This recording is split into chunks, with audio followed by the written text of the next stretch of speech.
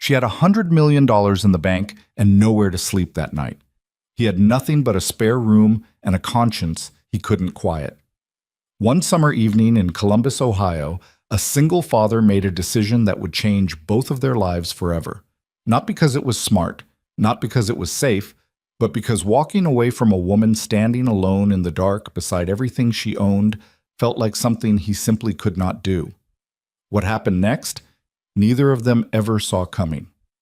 If this story moves you, hit that like button and drop a comment with the city you're watching from. I want to see how far this one travels. The summer that year came in hard and stayed mean. By the second week of July, Columbus had been baking under a stretch of heat that wouldn't let up. The kind of heavy, airless heat that makes dogs lie flat on porch steps and turns every evening into something you just try to survive until dark.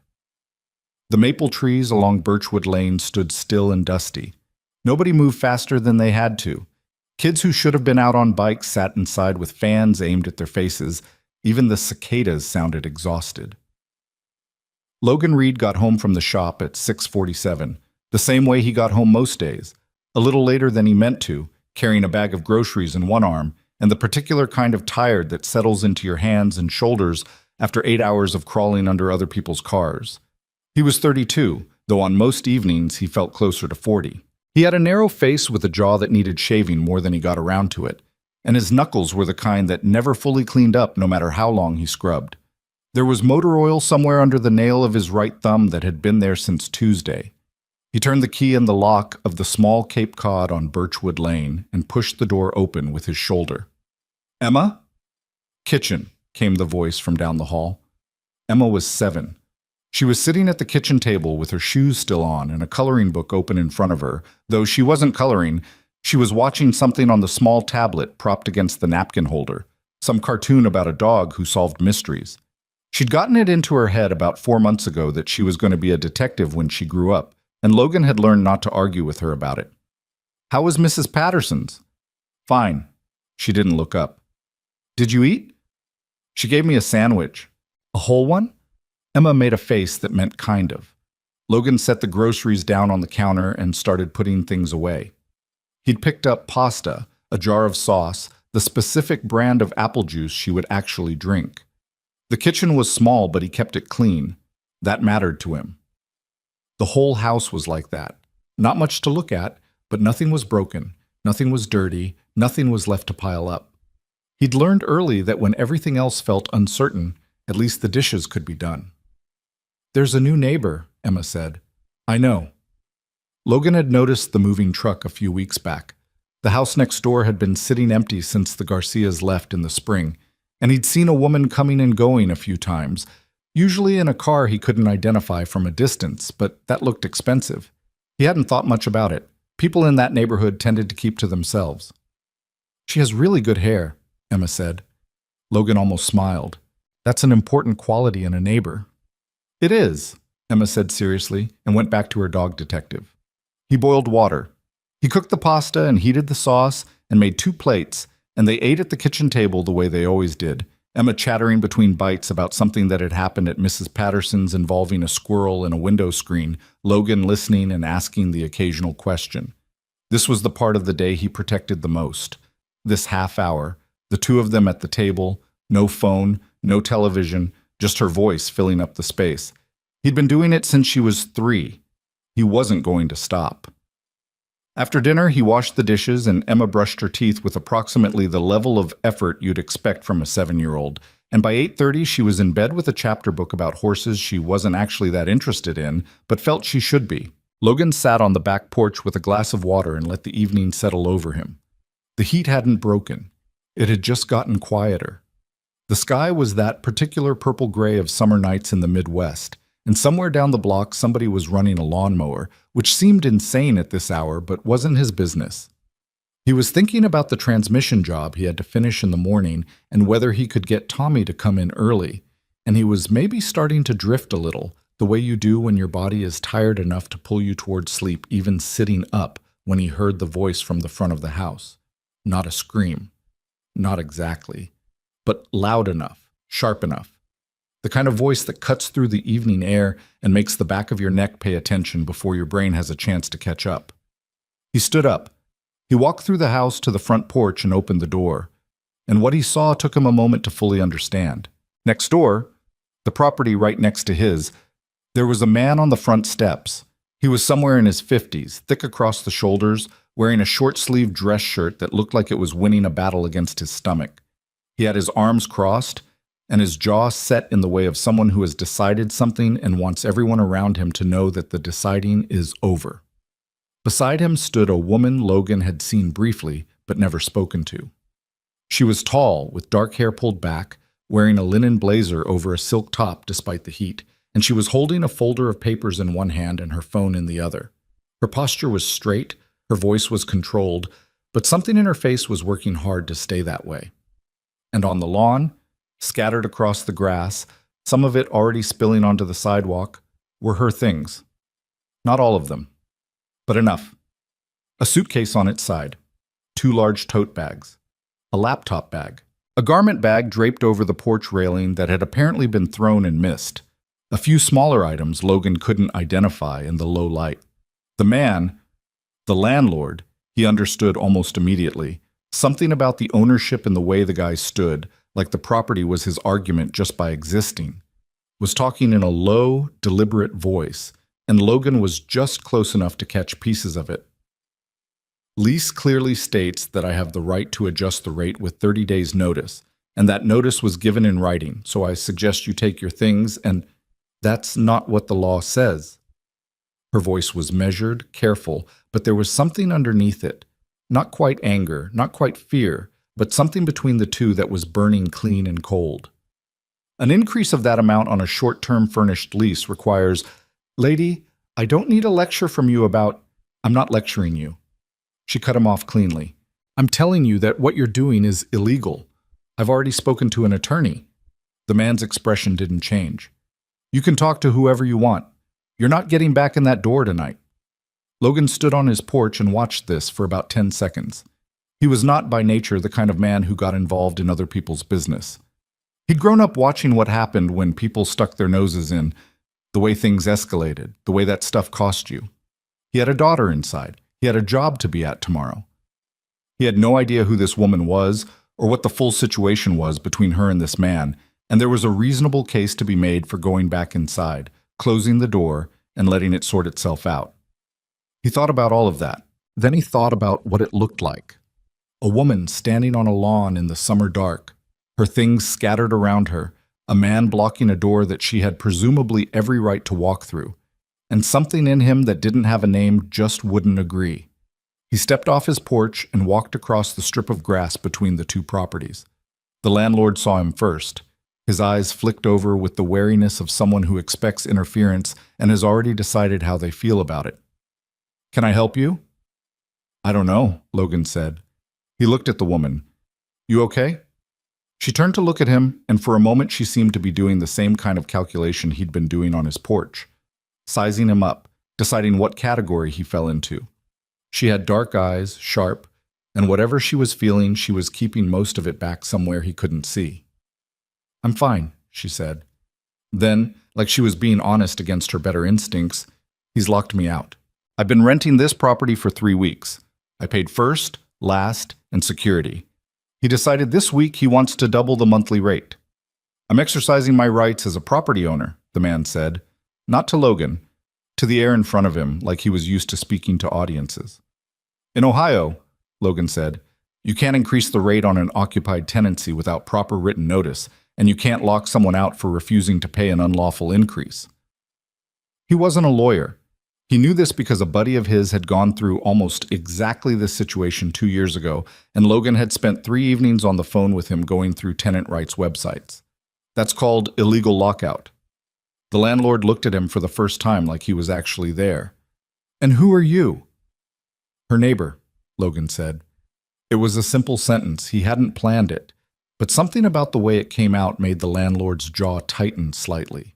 The woman, his neighbor, apparently, at least for tonight, was watching him with an expression he couldn't quite read. She wasn't grateful exactly. She wasn't performing relief. She just looked at him steadily, like she was still deciding. "Richard," she said, turning back to the landlord, "I'm going to make this simple for you. You can unlock that door, or tomorrow morning I'm going to file a formal complaint with the City Housing Board, the State Attorney General's Tenant Protection Division, and I'm going to have my attorney file for emergency injunctive relief. Your choice.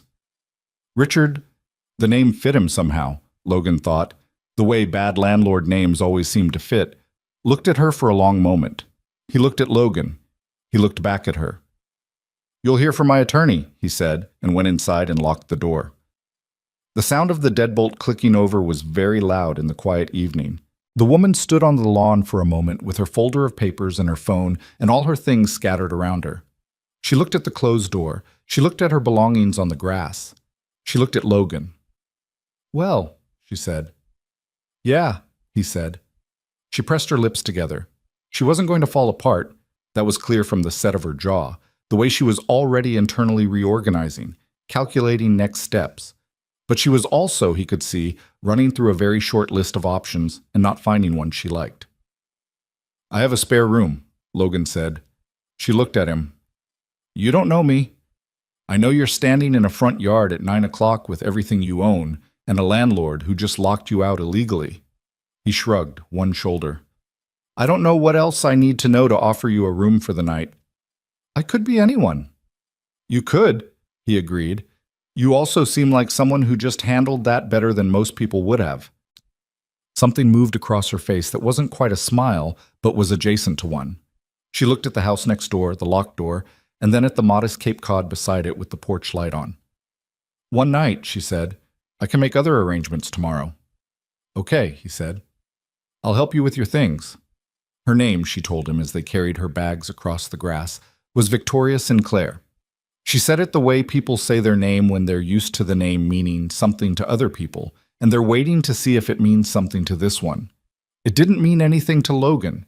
He said it was nice to meet her and asked which bag was heaviest.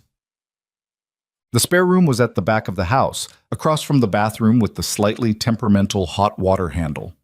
Logan had been using it as a combination storage space and overflow for Emma's toys, and he spent 15 minutes moving boxes and an inflatable pool toy and 2 bins of Legos into the hall closet while Victoria stood in the doorway of the room looking at the space with an expression that he could not decipher but that he chose to interpret generously. There's a dresser, he said, and a closet. Clean sheets are in the hall closet. Let me grab them. It'll take me 2 minutes. She let him. He made the bed with the second best set, the blue ones Emma had picked out at a Target run last winter because she thought they looked like the ocean. He got a clean towel from the bathroom shelf and put it on the dresser. He stood in the doorway of the room and tried to see it the way she was seeing it. The modest furniture, the small window, with the curtain Emma had decorated with fabric markers sometime last spring, some kind of flowers or possibly stars. The hot water in the shower, he said. You have to turn it counterclockwise and then just a little clockwise, and then let it sit for 30 seconds before you adjust. I know. I keep meaning to call a plumber. Counterclockwise, then slightly back, she repeated. Yeah. She set her laptop bag on the dresser and looked around the room. Your daughter, she said. She won't be disturbed by a stranger in the house? She sleeps through a lot. He paused. I'll explain in the morning. She's 7. She mostly cares about her dog detective cartoon, so as long as you're not competing with that, you should be fine. Victoria looked at him for a moment. Dog detective cartoon, she said. It's a good show, actually. There was a pause. She pulled a travel toiletry bag from one of the totes and set it beside the laptop bag and seemed to exhale slightly, a very small release of something she'd been holding since before he'd seen her on the lawn. Then she turned to look at him in the doorway. Mr. I don't know your last name. Reed. Logan Reed. Mr. Reed. She seemed to hesitate, and it looked like hesitation cost her something. Thank you. Genuinely, this isn't something I'm used to navigating. Being locked out or accepting help? The almost smile again. Both, probably. He nodded. Bathroom's across the hall. Kitchen's there if you need water or whatever. I'm usually up around 6. I'm usually up around 5. Then you've got an hour to yourself, he said. Good night, Miss Sinclair. Victoria? Good night, Victoria. He pulled the door mostly closed and went back through the house. turned off the porch light, checked the locks on the front and back doors, and stood in the kitchen for a moment in the dark with his hands resting on the counter. He was trying to remember the last time there had been another adult in this house overnight. He couldn't, quite. Sarah had been gone for 4 years now, not dead, just gone. Her and her particular version of restlessness, and the man she'd met at a conference in Cincinnati. Emma still talked to her on the phone on Sundays, and Logan didn't say anything bad about her because Emma was 7 and none of that was her weight to carry. He went to bed. He lay in the dark for a while and listened to the house settle. At some point he heard the shower running across the hall, the pause of someone figuring out the hot water handle, and then the sound of it working right. He closed his eyes. In the morning, Emma found her first. Logan was in the kitchen making coffee, and he heard Emma's feet on the stairs and then a pause. The particular silence of a child discovering something unexpected. And then a voice from the hallway. "Hi." A beat. Then a different voice, slightly lower, careful. "Hi. Are you the neighbor with the good hair?" Logan put down the coffee cup. What? "I told my dad you had really good hair." Thank you. That's very kind. Did you sleep here?" "I did." "In the back room?" "Yes." "We keep the Legos in there." "I noticed a bin in the hallway." "That's not all of them. Where are you from?" Logan arrived in the hallway. Victoria was standing in the door of the spare room in dark pants and a silk top, her hair down now, and she was looking at Emma with the expression of someone who does not spend a great deal of time around children and is gamely trying to recalibrate. Emma was standing 2 feet away, looking up at her with the particular intensity of a 7-year-old who has decided something is interesting. "Emma," Logan said, "let the woman get a word in. I'm trying to. She keeps not answering." "I was answering," Victoria said. "I'm from New York, originally, though I move around a lot." "For work?" "Yes." "What do you do?" "Emma, it's all right." Victoria looked at his daughter with something that wasn't quite amusement, but wasn't discomfort either. Something more like genuine assessment, like she was taking her seriously. "I run a company, a technology company." "Like computers?" "Mostly software. Programs that help other businesses run better." Emma considered this. "My dad fixes cars." "I know. I've seen him working in the driveway. He's really good at it." "I believe that." Logan handed Victoria a coffee mug. It was the extra one, a plain blue mug, nothing fancy. She took it and wrapped both hands around it, and he noticed for the first time that her hands were not particularly steady. Not dramatically, not shaking, not anything obvious, but there was a tension in the way she held the mug that suggested the composure he'd seen on the lawn last night had been costing her something. "Emma, go get dressed," he said. "Mrs. Patterson's at 8:30. "It's only... Emma!" She went, but slowly, casting one more look at Victoria on the way up the stairs. Logan and Victoria stood in the kitchen. He poured her coffee. She sat at the table, which struck him as slightly surprising. He'd half expected her to stand to keep herself portable, to make it clear she wasn't settling in, but she sat and wrapped her hands around the mug and looked out the window at the backyard for a moment. "She's..." Victoria started. "A lot, I know. I was going to say refreshing." She looked at the table. "She just says what she's thinking." "You have no idea. It's not a criticism." She brought the coffee to her lips, and something in the set of her shoulders eased about 10%, the way good coffee can do when you need it. "I'll make calls this morning. My attorney, a hotel, a few other properties I have on a short list." "You don't have to rush. You have a daughter and a job, and you don't know me. I know your landlord tried to illegally lock you out, and you handled it better than he deserved." He sat down across from her. "One night, or a few nights, doesn't change my situation much. Emma already thinks you're interesting. That's a higher bar than most adults clear." Victoria looked at him over the mug. She did that thing again. The assessment, the steady looking, the deliberate pause before she decided what to say. "How long have you been doing this alone?" she asked. 4 years. She was 3? "Yeah." "And you..." She stopped. "I'm sorry. That's not my business. Her mother and I separated. Emma's with me. He said it without the weight he used to say it with. Time had done something to that. Not healed it exactly, but flattened it, the way a scar sits flush when it's old enough. It works. I can see that. They sat with the quiet for a moment. From upstairs came the sounds of Emma doing whatever Emma did while ostensibly getting dressed, which Logan had long since learned usually involved 3 or 4 stops along the way for no particular reason. My company is being watched right now, Victoria said. There's a board situation I can't fully discuss publicly. A potential acquisition that some people want and some people don't. She said this matter-of-factly, not dramatically. The point is that I came here to be somewhere quieter while that sorted itself out. A furnished rental in a residential neighborhood. Nothing visible. And the landlord figured out who you were, Logan said. She looked at him. What makes you think that? Because somebody doubles the rent on a short-term tenant 3 weeks in. Either they're stupid or they think they can get more from you specifically than from whoever's on the lease. Victoria was quiet for a moment. He recognized me, she said. Last week, someone he knew told him. He came to the door and was very pleasant about it and mentioned that he had some property maintenance costs coming up and that he would need to revisit the rate. And you told him no. I told him the contract he'd signed didn't permit it. And then he locked you out.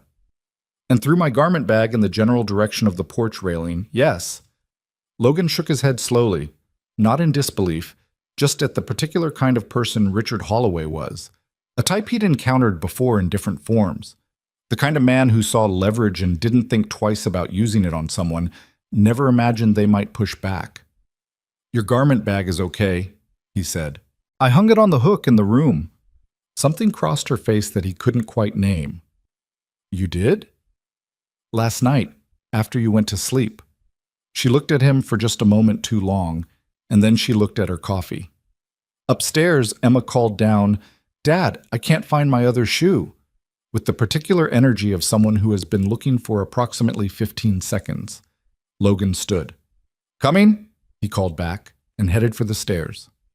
He dropped Emma at Mrs. Patterson's and drove to the shop and spent the morning underneath a 2019 F-15. Oh, that had a transmission that was going to be expensive to tell the owner about.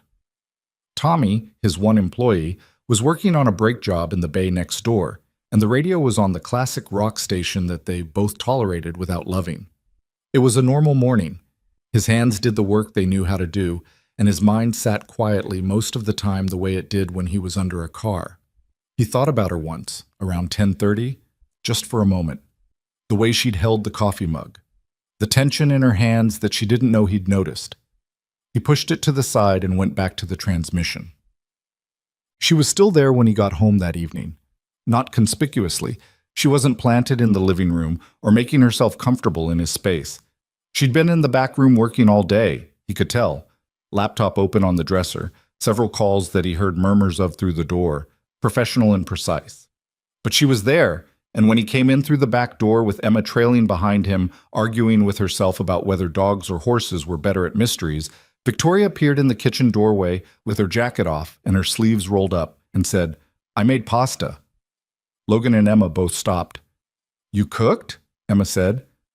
Don't sound so surprised. Did you find everything? Logan asked. You don't have basil, or a proper pot, no offense. None taken. I found a reasonable substitute for both. Emma had already moved past both of them toward the stove and was lifting the lid of the pot with the complete comfort of a child who owns the space. She smelled it. She put the lid back. She turned around. It smells good, she announced, with the gravity of a food critic who has decided to give a positive review. Thank you, Victoria said, with approximately the same gravity. They ate together, the three of them, at the kitchen table, and Logan watched Emma ask Victoria 17 questions about software companies and New York, and whether she'd ever been on a plane, many times, Victoria said, more than she could count, and whether planes were scary, no, she said, though the food was genuinely terrible, and whether she liked dogs, in theory, she said, and whether she'd seen the Dog Detective show, she had not. Emma said she would fix that. Logan mostly listened. He ate the pasta, which was actually significantly better than his. He watched the two of them and felt something that was not complicated, Just a quiet, specific thing, like recognizing a sound you hadn't heard in a long time. After Emma was in bed, Logan washed the dishes and Victoria sat at the kitchen table with her laptop and worked, and neither of them felt the need to fill the silence with anything. Around 9:30, she looked up. "I looked at 3 properties today," she said. "One of them is a real option. My attorney is reviewing the lease tomorrow." "That's good," he said. "I should be out of your hair by the end of the week." "I told you it's fine." "I know what you told me." She looked at the table, then at him. "I don't want to take advantage of something you offered in a moment of common decency." She stopped. "Victoria," he said, "I offered because I wanted to, not because I'm soft or because I didn't think it through. I thought it through in about 10 seconds and decided it was the right thing." "That's still true." She looked at him for a long moment, not the assessment this time, something slightly different, something that was starting to be more honest than that. "You're a strange man, Logan Reed," she said. "My daughter keeps telling me that." "She has good instincts." "Yeah," he said. "She really does." Outside, the heat had finally started to break. A small wind was moving through the maple trees along Birchwood Lane for the first time in days, and somewhere down the block a lawn sprinkler had come on late, the soft percussion of water against grass carrying through the window screen. Victoria went back to her laptop. Logan dried the last dish and put it away and turned off the kitchen light and said goodnight, and she said goodnight back. And he lay in bed in the dark and thought about transmission ratios and Richard Holloway and the way a woman with everything had looked at a blue coffee mug like it was something worth being grateful for. Sleep came slower than usual, but it came. Bad. The days stacked up the way days do when nobody is making a point of counting them. The property Victoria had liked fell through, not her fault, a lease clause the attorney flagged that made it a non-starter. Then the second option needed 3 weeks of notice before occupancy. Then it was Thursday, and then it was the following Monday, and Emma had by this point fully incorporated Victoria into her daily worldview the way children absorb new things without ceremony, just folding them into the existing structure of life.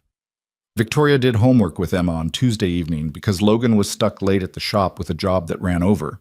When he came home, Emma was at the table with her math worksheet and Victoria was beside her with a pen, and they were having what appeared to be a disagreement about whether there was a faster way to do the subtraction. "You're carrying the 10 wrong," Emma was telling her. "I'm not carrying anything wrong. I went to—" Victoria stopped herself. "This is the standard method. Mrs. Kellerman says there's a faster way." "Mrs. Kellerman may well be correct. She is. She's my teacher." "Then perhaps show me Mrs. Kellerman's method." Emma showed her. Victoria looked at it for a moment, genuinely. "That is faster," she said, "marginally." Emma looked triumphant. Logan put his bag down in the doorway and watched the two of them and did not say anything because it felt like the kind of moment that benefits from silence. Later, after Emma was in bed, he said, "She's never let me help with the math. She said you always just do it for her.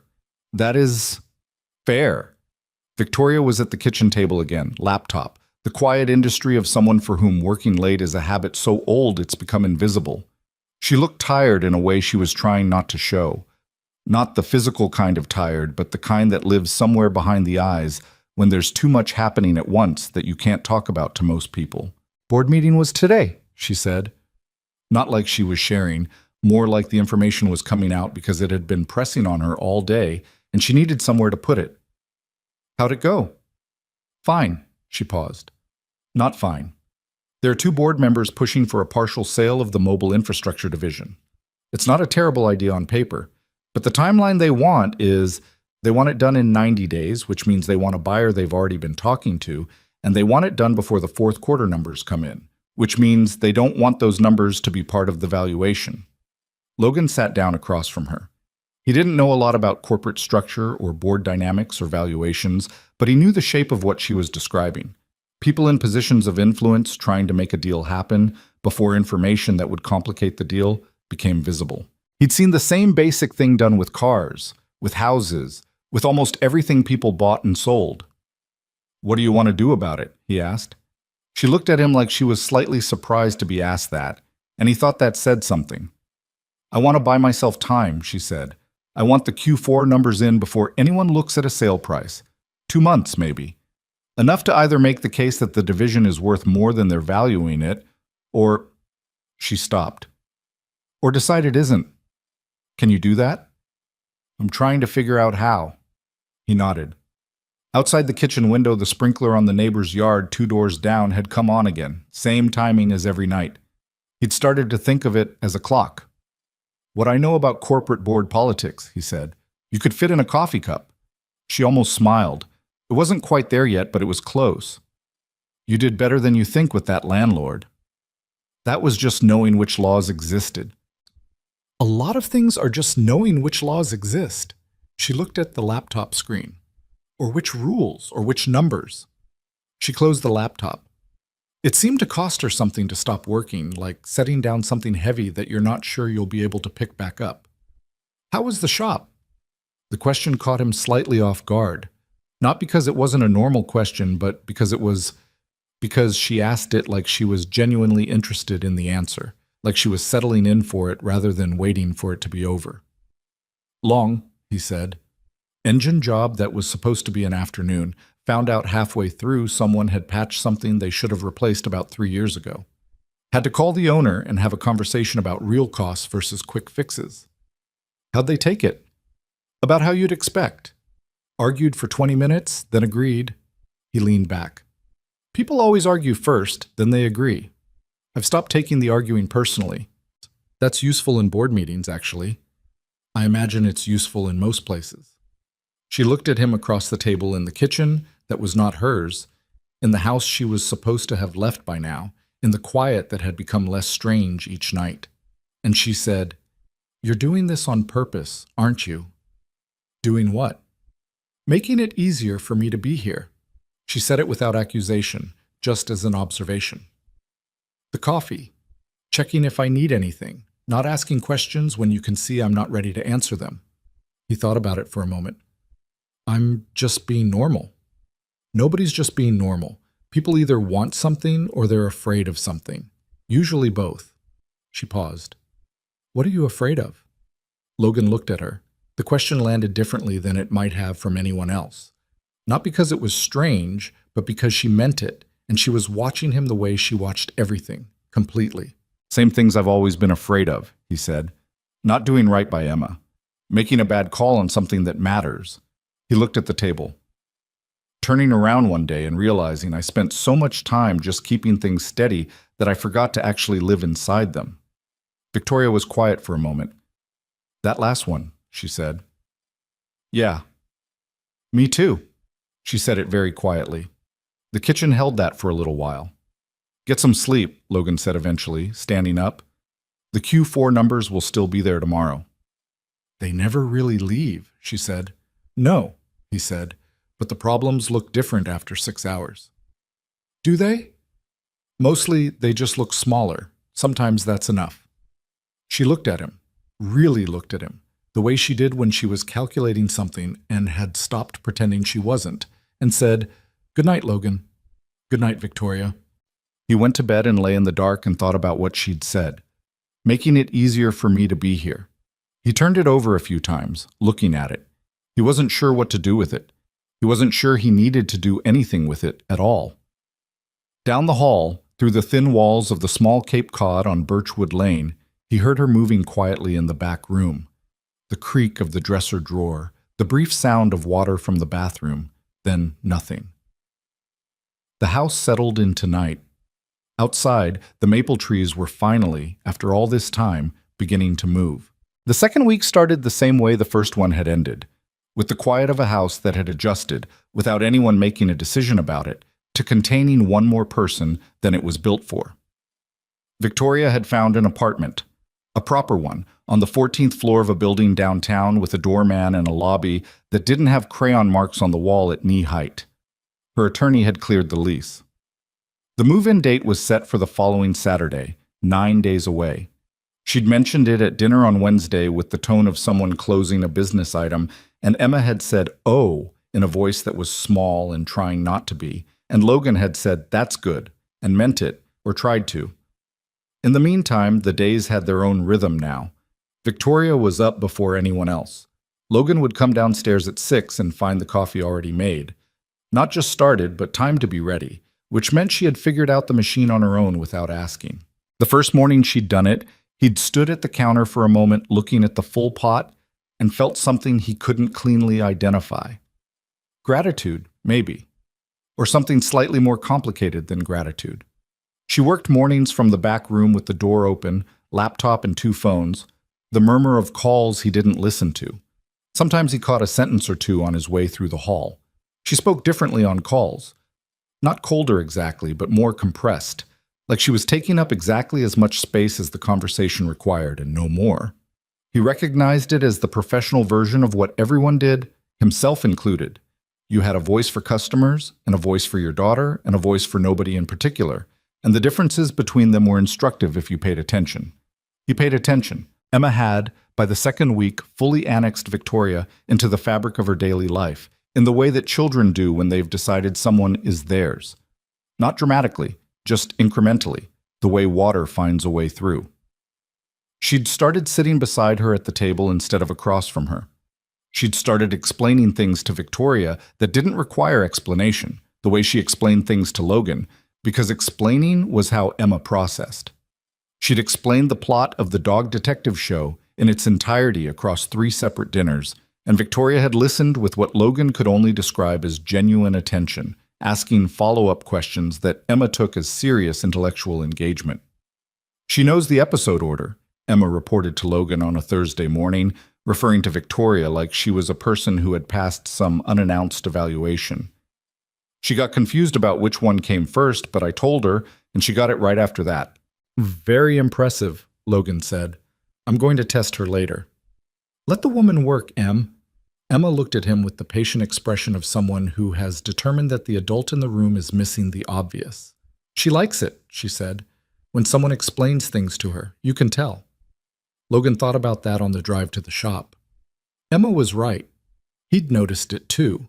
The way Victoria listened when his daughter talked, with that particular quality of listening that meant she wasn't waiting for a pause to move on. She was actually in it.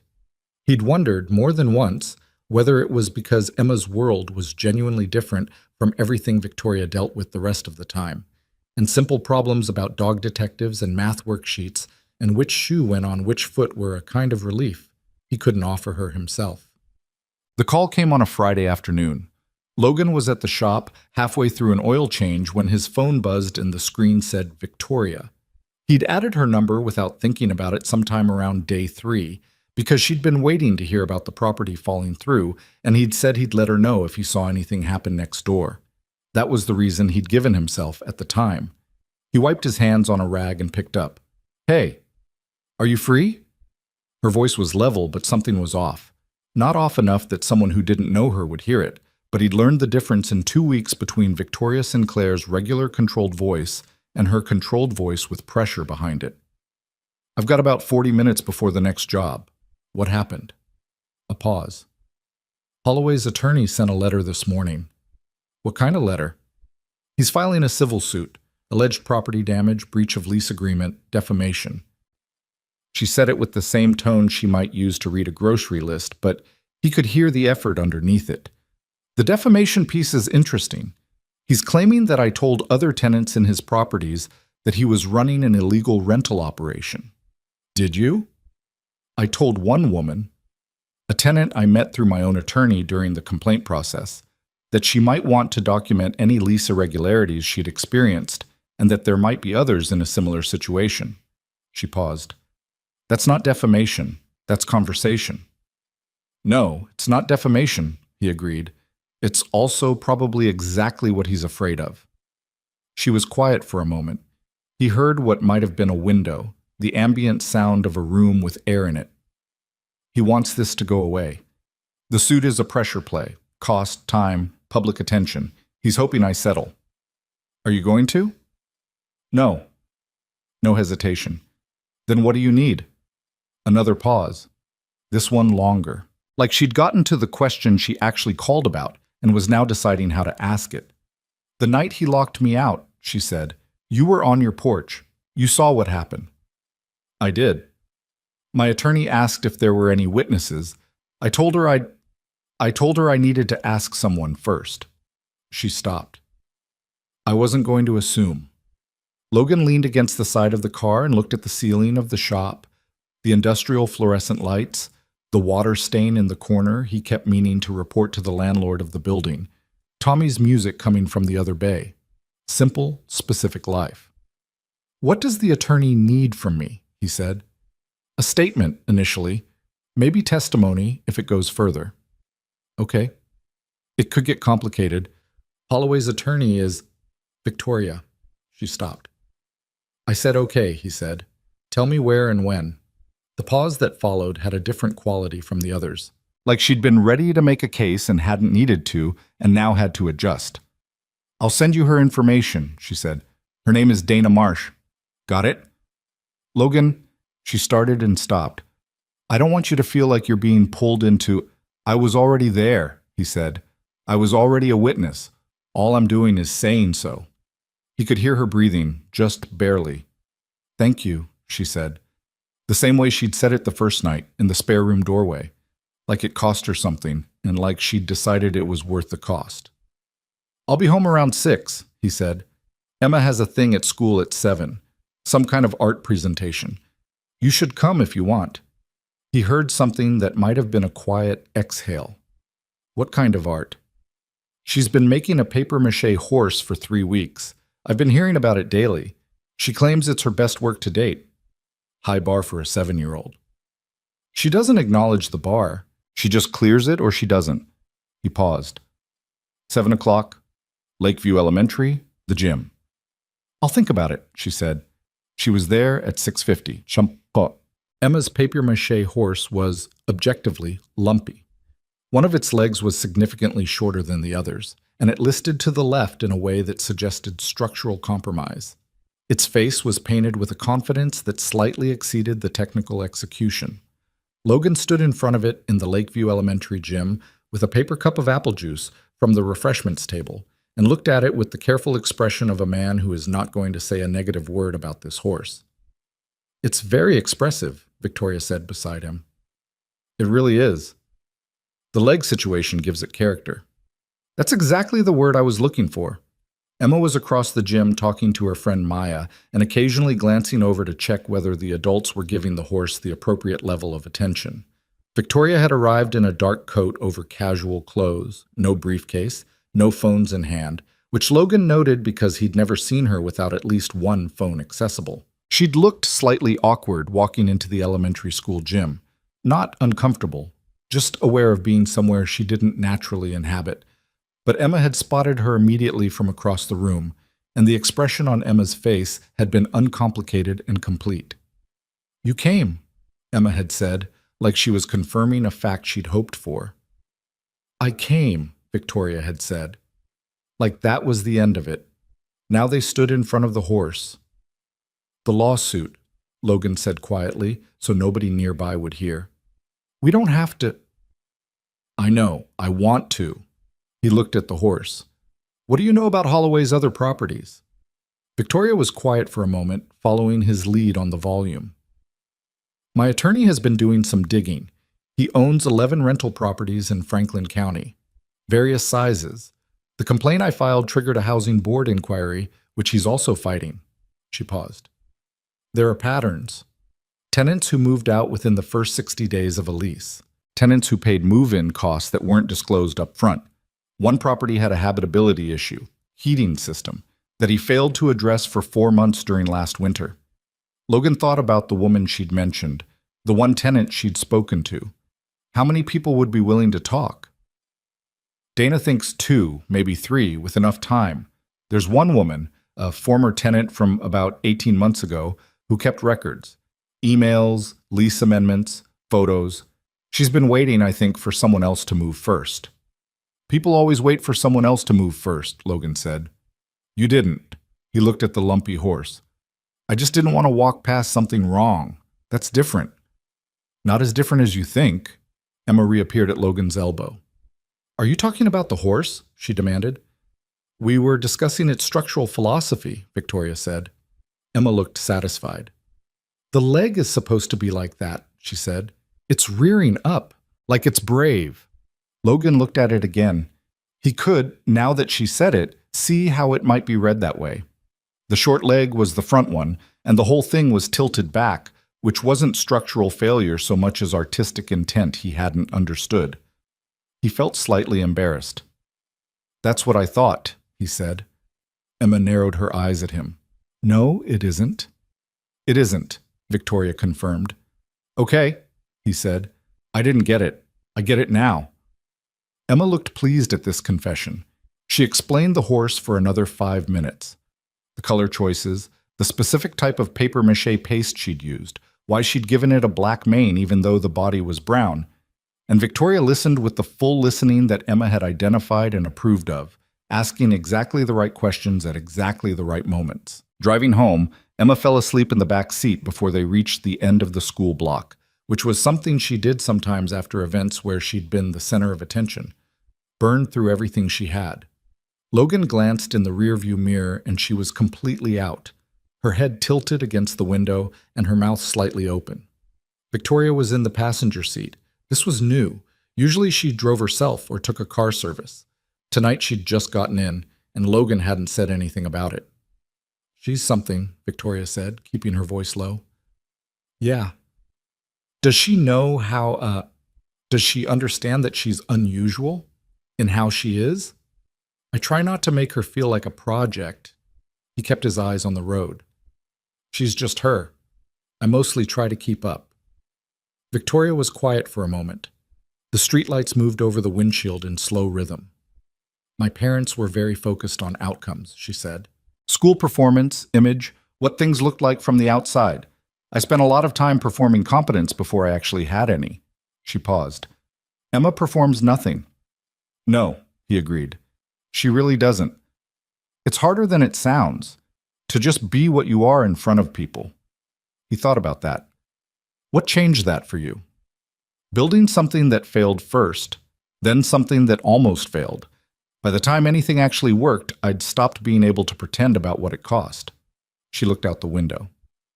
"You stop performing when you run out of the energy for it." Logan thought about what that looked like from the outside. Victoria Sinclair, tech billionaire, always composed, always in command, and what it cost to maintain that, and what it felt like when the bill came due somewhere nobody was watching. "The board situation," he said. "Is it related to the lawsuit somehow, or separate?" "Separate. Though Holloway may think my having other problems makes me more likely to settle." She looked at her phone, which she'd finally retrieved from her coat pocket. "He'd be wrong about that." "I didn't think he'd be right." She almost smiled. The car was quiet, Emma's soft breath from the back seat, the only sound besides the road. "There's a deposition," Victoria said. "Probably in 3 or 4 weeks. Dana will want to prep you. Tell her to call me. She'll probably have a lot of questions." "That's what depositions are." "Logan." She said his name like she was putting something down carefully. "I know I keep saying thank you like it's sufficient. It is sufficient. It doesn't feel—" She stopped. "I'm not used to accepting help without understanding what someone wants in return." He glanced at her. "What would you give me if you could give me whatever you thought was fair?" She considered it seriously, which was very Victoria. She wouldn't give a flippant answer just because he might accept one. "I don't know," she said finally. "I don't know what you need." "That's honest." "I'm trying to be." "Then we're fine," he said. "I don't need to be compensated for doing something because it's right." She looked at him for a moment in the dark of the car, and he kept his eyes on the road because looking back would have meant something neither of them was ready to name. She moved into the apartment on a Saturday morning. Logan helped carry boxes. He hadn't offered exactly. It had just happened the way things happen between people who had stopped pretending the arrangement was temporary, even while it was in fact temporary. He showed up with his truck, and she had 2 bags and 4 boxes, and she said she was having the rest shipped from New York. And they loaded the truck in 2 trips while Emma sat on the porch steps with her dog detective cartoon on the tablet and watched them with the expression of someone noting information for later use. The apartment was everything the spare room wasn't. 14th floor, clean lines, a kitchen with appliances that were clearly designed to be looked at more than used. The kind of place that cost money not just to rent, but to exist inside without ruining it. Logan set a box down on the counter and looked around and felt, for the first time how large the distance was between where she'd been sleeping for 2 weeks and where she actually lived. "Nice place," he said. "It's fine." She was already opening a box. "It's temporary. A few months, maybe. Then what?" "Then I figure out where I'm actually going to be." She pulled out a small framed photograph and looked at it for a moment before setting it on the counter. He couldn't see who was in it. "The company headquarters is in New York, but I've been thinking about Columbus." He waited. "There's a logistics tech firm here I've been watching for 2 years," she said. "They're at the stage where outside investment could do something real. And She stopped. "Columbus is quieter." "It is," he agreed. "I work better when it's quieter." He thought about the 2 weeks of her in the back room with the door open, the coffee already made, the sound of her voice in the mornings as she managed whatever was happening in New York from a Cape Cod house with a malfunctioning water heater. She had worked constantly. She had also, during those 2 weeks, seemed like someone who was finally sleeping. "You're still going to come for dinner," Emma had told her that morning when they were loading the last box. Not a question. A scheduling assertion delivered with the confidence of someone who runs their own calendar. Victoria had looked at her for a moment. "I have Tuesdays," Emma had said. "Tuesdays and maybe Sundays if you're not busy." "Emma," Logan had started. "It's a reasonable schedule," Emma had said, still looking at Victoria. Victoria had looked at her for another moment, and whatever she saw in Emma's face, the openness of it, the complete absence of strategy, had done something to her own. "Tuesdays," Victoria had said. "I'll try for Sundays." Emma had nodded like this was a contractual agreement now in force and gone back to her tablet. Now, in the clean, empty apartment, Logan set the last box down and looked at Victoria, looking at the space around her. She was doing the same thing she'd done in the spare room doorway on the first night, assessing, calculating, but the expression this time was slightly different, slightly less sure of what the calculation was supposed to produce. "Good bones," he said. She looked at him. "The apartment," he said. "Good bones. You can make it work." "I'm sure I can," she said, but something in the way she said it suggested she wasn't thinking about the apartment. He picked up his keys. "I'll leave you to it." "Logan?" He stopped. She was standing in the middle of the empty living room in the good clothes she always wore, her hair pulled back, looking at him with something on her face that she wasn't trying to cover. It was the first time he'd seen that. The not covering. "Those 2 weeks," she said. "I want you to know it wasn't just convenient. It mattered. The room and the coffee and the—" She stopped. Emma's horse. He almost laughed, caught himself. "Yeah," he said. "I know. I don't say things I don't mean." "I know that too." She looked at him for another moment, and then she looked at the window, the Columbus skyline laid out against the October sky. "I'll see you Tuesday," she said. 7 o'clock, he said. "Emma makes the pasta now, so manage your expectations." She smiled. A real one, this time, not the almost kind. It changed her face. He'd seen it before, but not enough to be used to it. He left before he did something inadvisable. The weeks that followed had a shape to them that nobody designed.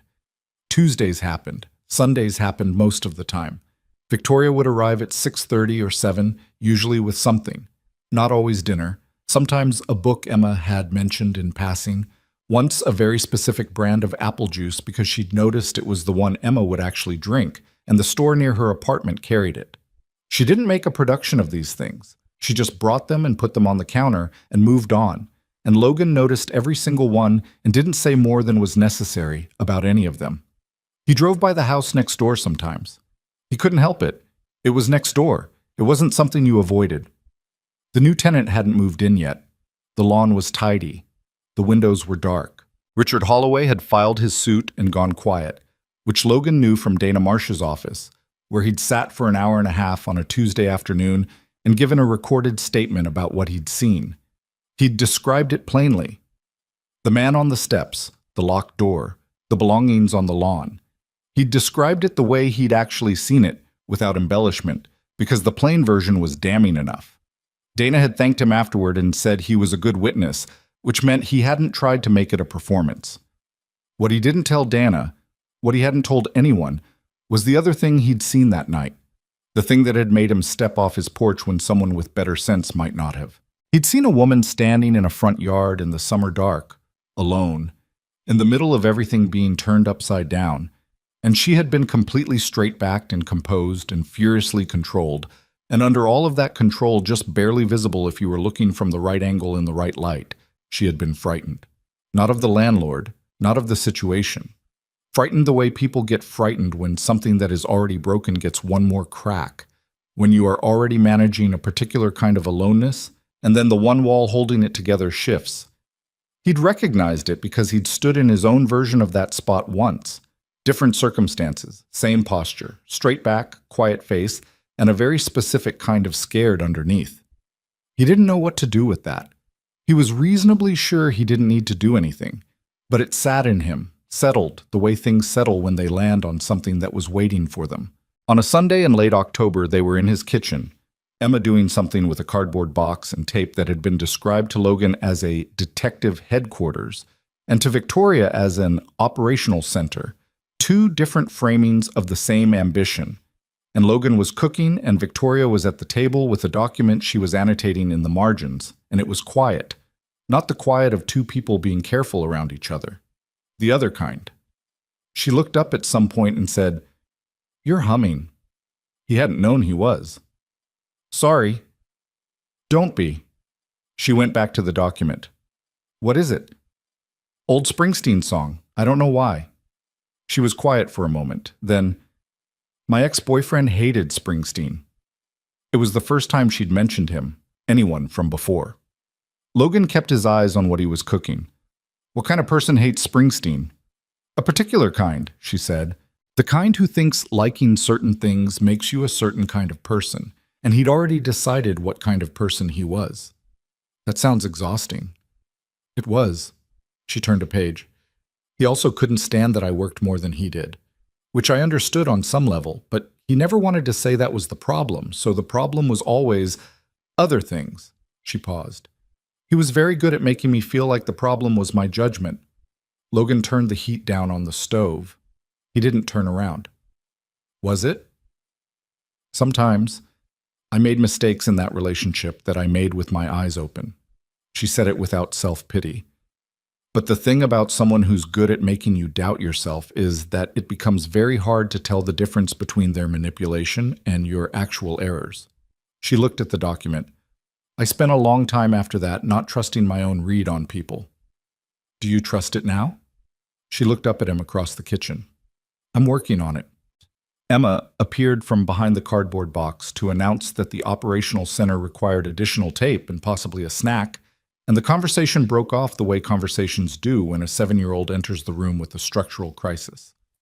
But Logan stood at the stove and held what she'd said, and understood, or thought he was beginning to understand, what it cost her to say it, and why she'd said it to him. Outside the kitchen window, the October trees were doing what October trees do in Ohio, turning hard and gold against a sky that was more white than blue, the last brightness before everything went gray for the winter. It was the kind of afternoon that made the inside of a house feel specifically like shelter. Emma got her tape. Victoria went back to her document. Logan finished cooking and called them both to the table. None of them said anything about what the afternoon had been. They didn't need to. The afternoon had been itself. Simple, specific, and stubbornly real. And that was more than enough for now. November came in cold and certain the way Ohio Novembers do. Not gradually, not with any particular warning, just a morning where you walked outside and the air had a different character than the day before, and you understood that summer and its particular problems were done. Logan noticed the change the way he noticed most things, practically. He pulled Emma's winter coat from the hall closet and checked whether it still fit. It didn't, not quite, her arms were longer now, and added it to the list of things that needed handling.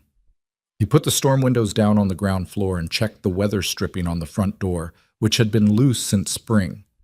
He did these things on a Saturday morning while Emma watched her show and the house held the smell of coffee and the particular stillness of a weekend with nowhere to be. Victoria had been to dinner twice since moving into the apartment, Tuesday and Sunday, as agreed. She always came on time.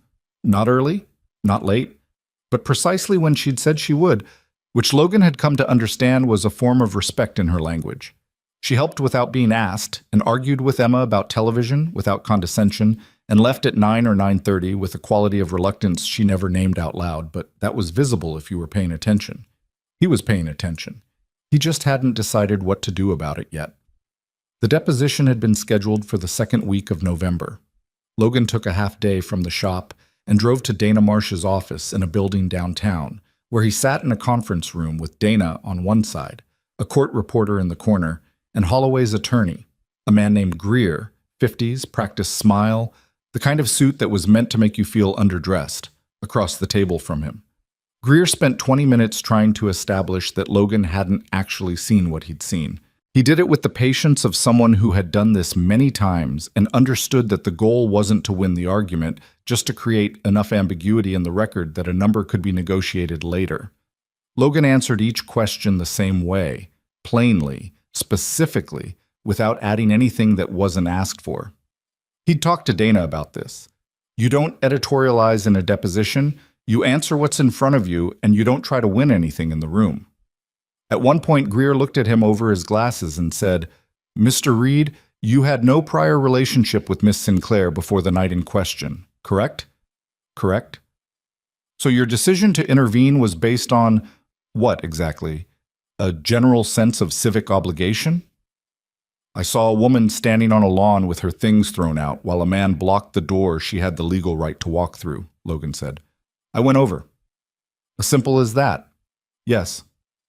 "No prior contact, no financial relationship, no personal interest?" "No." Greer made a small note. Logan watched him make it and understood that the note was theater, meant to suggest he'd found a thread worth pulling later. He let it happen. He had nothing to hide, which was the only real armor in a room like this. Afterward, in the hallway outside, Dana said, "That was clean. You did well." "Greer's going to come back at the relationship angle," Logan said. "Probably. It doesn't have anywhere to go. You met because of the lockout. The timeline is clear." She held the elevator. "What matters is you hold the same line at trial, which you will." "How's Victoria holding up?" Dana looked at him for a moment. She was a precise woman, mid-40s, concise, the kind of attorney who listened more than she talked. "She's managing," she said. "She's also more concerned about the other tenants than about herself, which is making my job slightly more complicated and also probably better in the long run." The elevator came. Logan drove back to the shop and finished the afternoon with his hands in an engine and thought about Greer's question, no personal interest, and the clean, simple no he'd given, and the way even clean, simple things can be true and incomplete at the same time. The woman Dana had mentioned, the former tenant with the records, her name was Carol Weaver. 53, a nurse, had rented one of Holloway's properties in Clintonville for 11 months before a sudden lease restructuring had effectively forced her out. She'd kept everything. Emails, the original lease and every amendment he'd tried to push through afterward. Photographs of the unit's condition at move-in and move-out, a written log of every maintenance request she'd submitted and whether and when it had been addressed. She had kept these things the way certain people keep records of wrongdoing, not because they planned to do anything with them, but because documenting was the only power available and they'd needed to feel like they had some. Logan knew about Carol because Victoria had told him on a Tuesday in the second week of November, while Emma was in her room being a detective with her cardboard operational center, and they were in the kitchen with coffee that had gone slightly cold. "She's willing to submit a declaration," Victoria said. "She's been willing for a while. She needed to know it wasn't only her. And now? Now Dana has two others. One won't go further than an anonymous statement. She has kids. She can't deal with the exposure. The other is Carol." Victoria held the coffee mug the way she always did, both hands. "He went after a nurse and a retired teacher and a single woman who worked at a nonprofit because he thought they wouldn't fight back. He thought wrong. He thought wrong about at least two of them." She paused. "The trial date is set, January 14th. Logan looked at her. She looked tired in a specific way. Not depleted, but worn at the edges, the way you get when something has been ongoing long enough, that you can no longer fully separate it from the rest of your life. How many hours a week are you spending on this? He asked. I'm not counting. That's an answer. She set the mug down. There's also a board vote in December. Acquisition offer on the table that I need to either champion or kill before the end of Q4. I'm trying to do both things at once. Can you? I'm going to find out. She said it without drama, just assessment. Then she looked at him across the table. Why do you do that? Do what? Ask questions that aren't.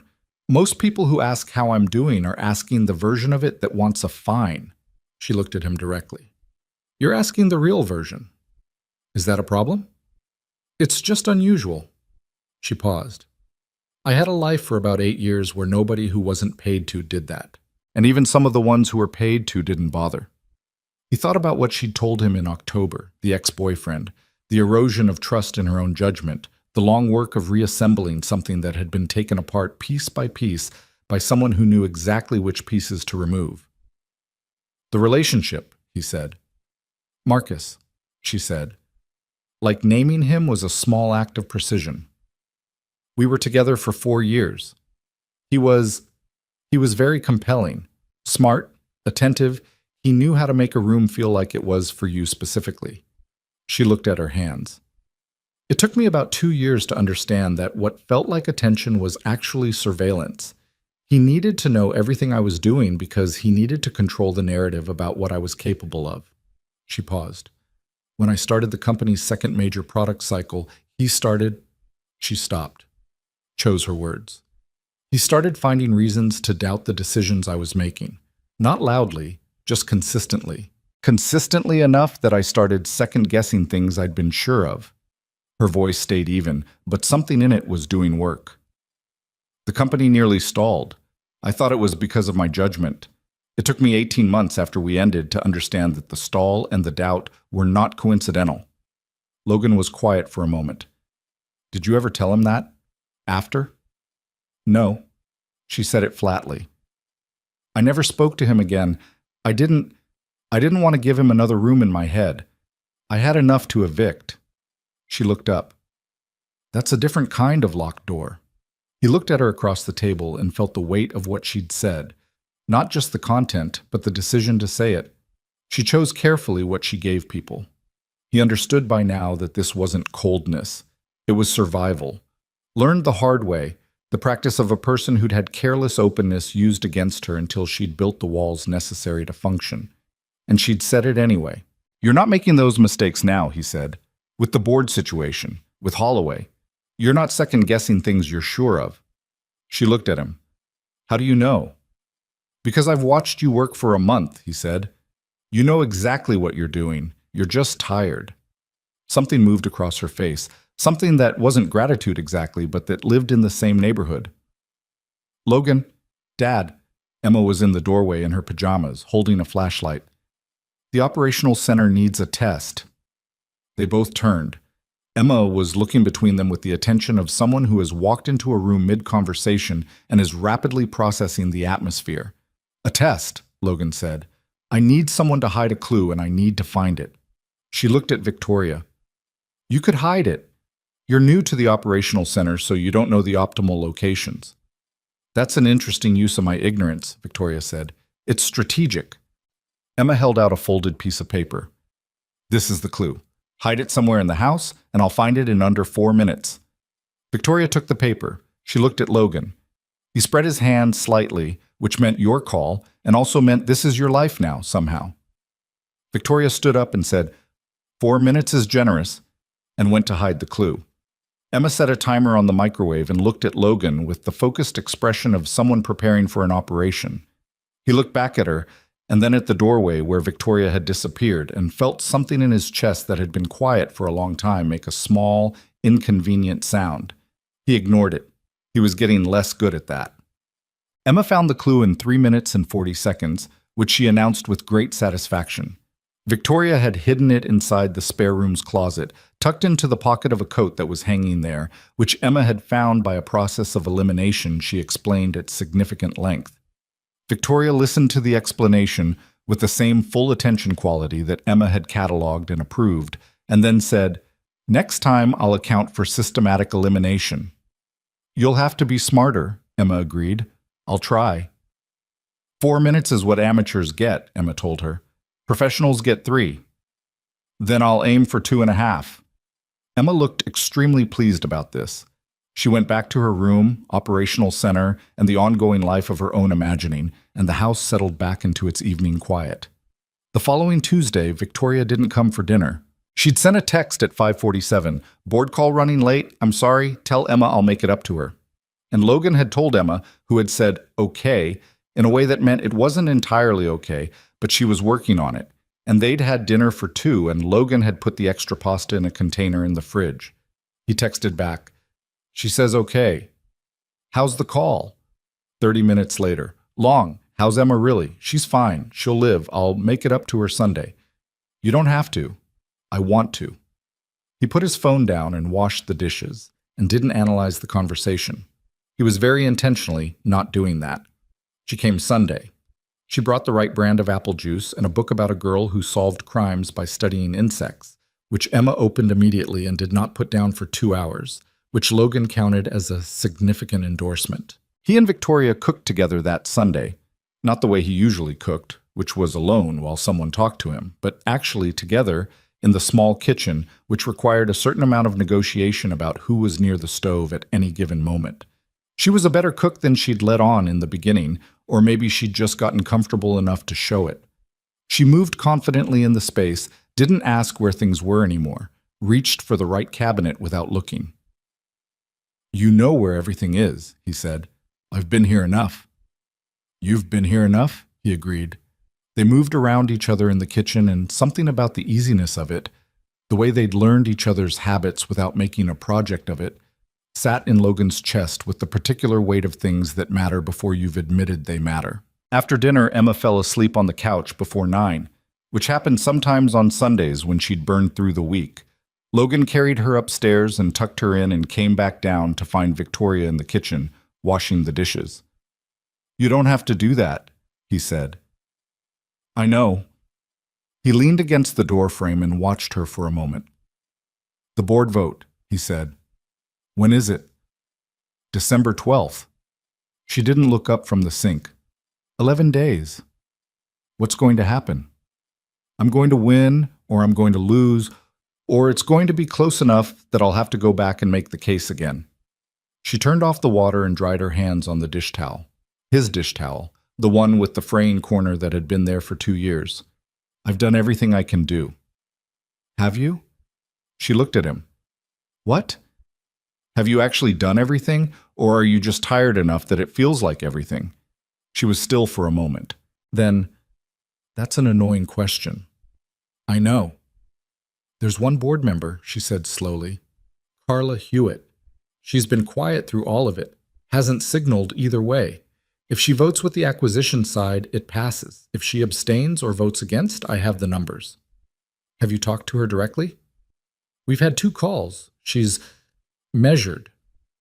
"What does she actually want? Not what she says. What does she want?"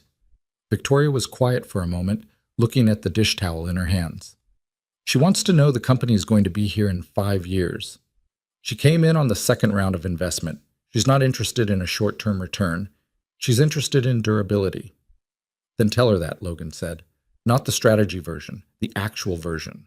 What you told me about why you started the mobile division and what you think it becomes in 5 years if it isn't sold off to someone who's going to strip it." She looked at him. "How do you know I told you the actual version?" "Because you were tired that night and you stopped trying to make it sound like a pitch." She held his gaze for a moment. Then she set the dish towel down on the counter and said, "You're either very perceptive or you've been paying a lot of attention." "Both," he said. "Probably." The kitchen was quiet. The house around them was quiet. Emma's breathing from upstairs somewhere, the heat ticking through the radiators, the sound of a car going slow down Birchwood Lane in the November dark. "Logan," she said. "Yeah. I need to ask you something, and I need you to answer honestly, even if the honest answer is something I won't like." He waited. "What is this?" She gestured slightly at the space between them, at the kitchen and the dishes and the Sunday dinners. What are we doing? He was quiet for a moment, not because he didn't know, but because he was deciding whether to say it. I don't know what you're doing, he said. I know what I'm doing. She watched him. I'm in love with you, he said, plain and direct, the way he answered questions and depositions, without decoration, without softening, just the true thing. I don't know when that became the case, somewhere between the first week and now. I'm not telling you because I want something from you or because I want it to change anything right now. I'm telling you because you asked for honest. She didn't move. Her expression didn't perform anything, didn't perform surprise, didn't perform warmth to soften the impact. She just looked at him with those dark eyes, and he let her look and didn't try to walk it back. I'm terrified, she said finally. I know. I don't mean of you specifically. I mean, she looked at her hands. The last time I trusted my read on someone, I was wrong. And it cost me things I'm still figuring out how to account for. She looked up. I trust you more than I've trusted anyone in years. And I can't tell if that's my judgment improving or if I'm about to make the same mistake with different circumstances. I can't answer that for you, he said. I know. All I can tell you is what I am, not what he was, not what anyone else was. What I am is what you've already seen. He pushed off the doorframe and stood straight. I'm a mechanic with a 7-year-old who stays up too late and an opinion about transmissions that most people don't want to hear. I don't have Marcus's money or his boardrooms or whatever it is he used to perform being impressive. I'm just this. He paused. If that's enough, it's enough. If it isn't, I understand that too. Victoria looked at him for a long time, the kind of looking that has weight to it. You've never tried to be impressive, she said. Not once. Not even at the beginning when I didn't know you. No. That's actually the thing, she said. That's the specific thing I can't get past. She said it like she was confirming a diagnosis she'd been avoiding. Everyone who's wanted something from me has started by trying to impress me. You started by asking which bag was heaviest. He almost smiled. It was practical. It was, she said. It was so practical. And something in her face broke open, just slightly, just enough. Not dramatically, not the way it happens in films, just a small, honest crack in something that had been holding very tight for a very long time. She didn't close the distance between them. He didn't either. It wasn't the moment for that. They were both too aware of what it would mean to move too fast, both too familiar with what breaking something irreplaceable felt like. But she reached across the counter and put her hand over his. Briefly. Just a few seconds, warm and deliberate. I'm not saying no, she said. I'm saying I need to not wreck this, whatever it is. Then we won't wreck it, he said. We'll just let it be what it is. She removed her hand. She picked up her coat from the chair where she'd left it. She looked at him once more with an expression that was the most open he'd ever seen from her. And then she looked like someone who has decided to trust something and is quietly terrified about it, which was different from all the other kinds of Victoria Sinclair he'd seen. Good night, Logan. Good night. He locked the door after her and stood in the kitchen for a long moment in the quiet. The coffee cups from earlier were on the counter. Emma's operational center had left a strip of masking tape on the doorframe that he hadn't noticed until now. The radiators ticked. Outside, the November dark was complete and cold and clear. He turned off the light. Upstairs, Emma slept with the insect detective book open across her chest, having read 12 pages before going under. Logan marked her page and set the book on the nightstand and looked at his daughter's face in the low light from the hall. Her particular face, the one that looked slightly more like her mother every year in ways he sometimes didn't know what to do with, and the parts that looked like no one but herself. He thought about what he'd said in the kitchen. He didn't regret it. He hadn't said it to move things forward or to stake a claim or to change the balance of what they were to each other. He'd said it because she'd asked for the truth, and the truth was what she'd gotten. What happened next was what happened next. He went to bed and slept better than he had in weeks, which surprised him, and also didn't. 2 days later, Dana Marsh called. Holloway's attorney filed a motion to subpoena your financial records, she said, and Ms. Sinclair's. He's building an argument that there's a financial relationship between you that predates the lockout, implying she's compensating you for testimony. Logan sat in the shop office with the door closed. There's no financial relationship. I know, but he's going to try to make the jury see you as someone with skin in the game. She paused. There's also something else. He's been talking to a journalist, not officially, off-the-record preliminary conversation. He wants to get ahead of the trial with a narrative about Ms. Sinclair that portrays her as a litigious tech executive who uses lawyers to bully landlords. Logan was very still. When does this go? We don't know yet. Soon. What does Victoria know? Everything. She's handling it. Dana's pause said more than her words. She's also dealing with the board situation simultaneously, as you may know. He did know. He knew and he felt the weight of it.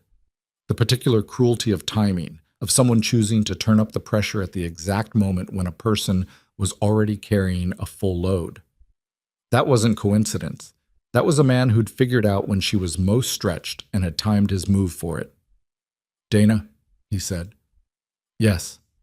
The other tenants, Carol Weaver and whoever else is in.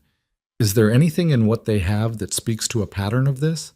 Not just the lease stuff, but the pressure, the timing, going after people when they're already dealing with something. There was a pause. That's an interesting question. Because that's what this is, Logan said. He doesn't just run a bad rental operation. He reads people. He finds the angle. He thought about what Victoria had said. He recognized me, came to the door, was very pleasant about it. He waited until he knew who she was, then he waited until she'd been there long enough to feel settled. Then he moved. He paused. That's not opportunism. That's predatory. And I'd bet he's done it before. Dana was quiet for a moment. I'll talk to Carol Weaver again, she said, and I'm going to need you available the week of the 14th. I'll be there, he said. He put the phone down and looked at the wall of the shop office. The parts catalog, the schedule whiteboard, Tommy's handwriting that was somehow both neat and illegible. Outside through the window, he could see the first bay, the front end of a Civic up on the lift. He thought about Richard Holloway picking his targets, about timing and leverage and the particular cowardice of going after people when they're already stretched thin. He thought about Carol Weaver keeping records in an apartment with a broken heater while a man waited for her to give up.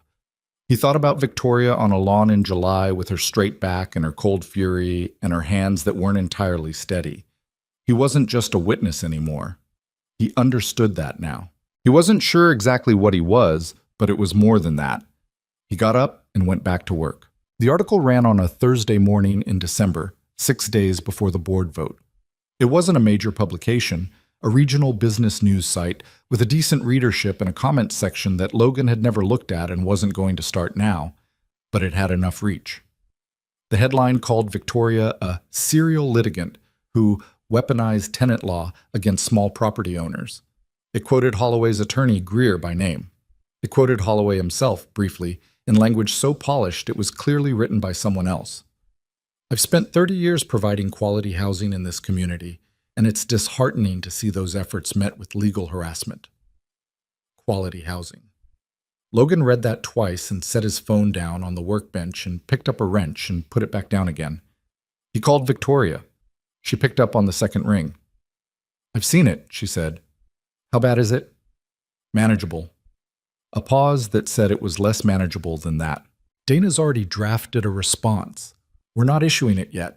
She wants to time it with the motion filing on the financial subpoena so everything lands together and Greer can't use the response as its own news cycle.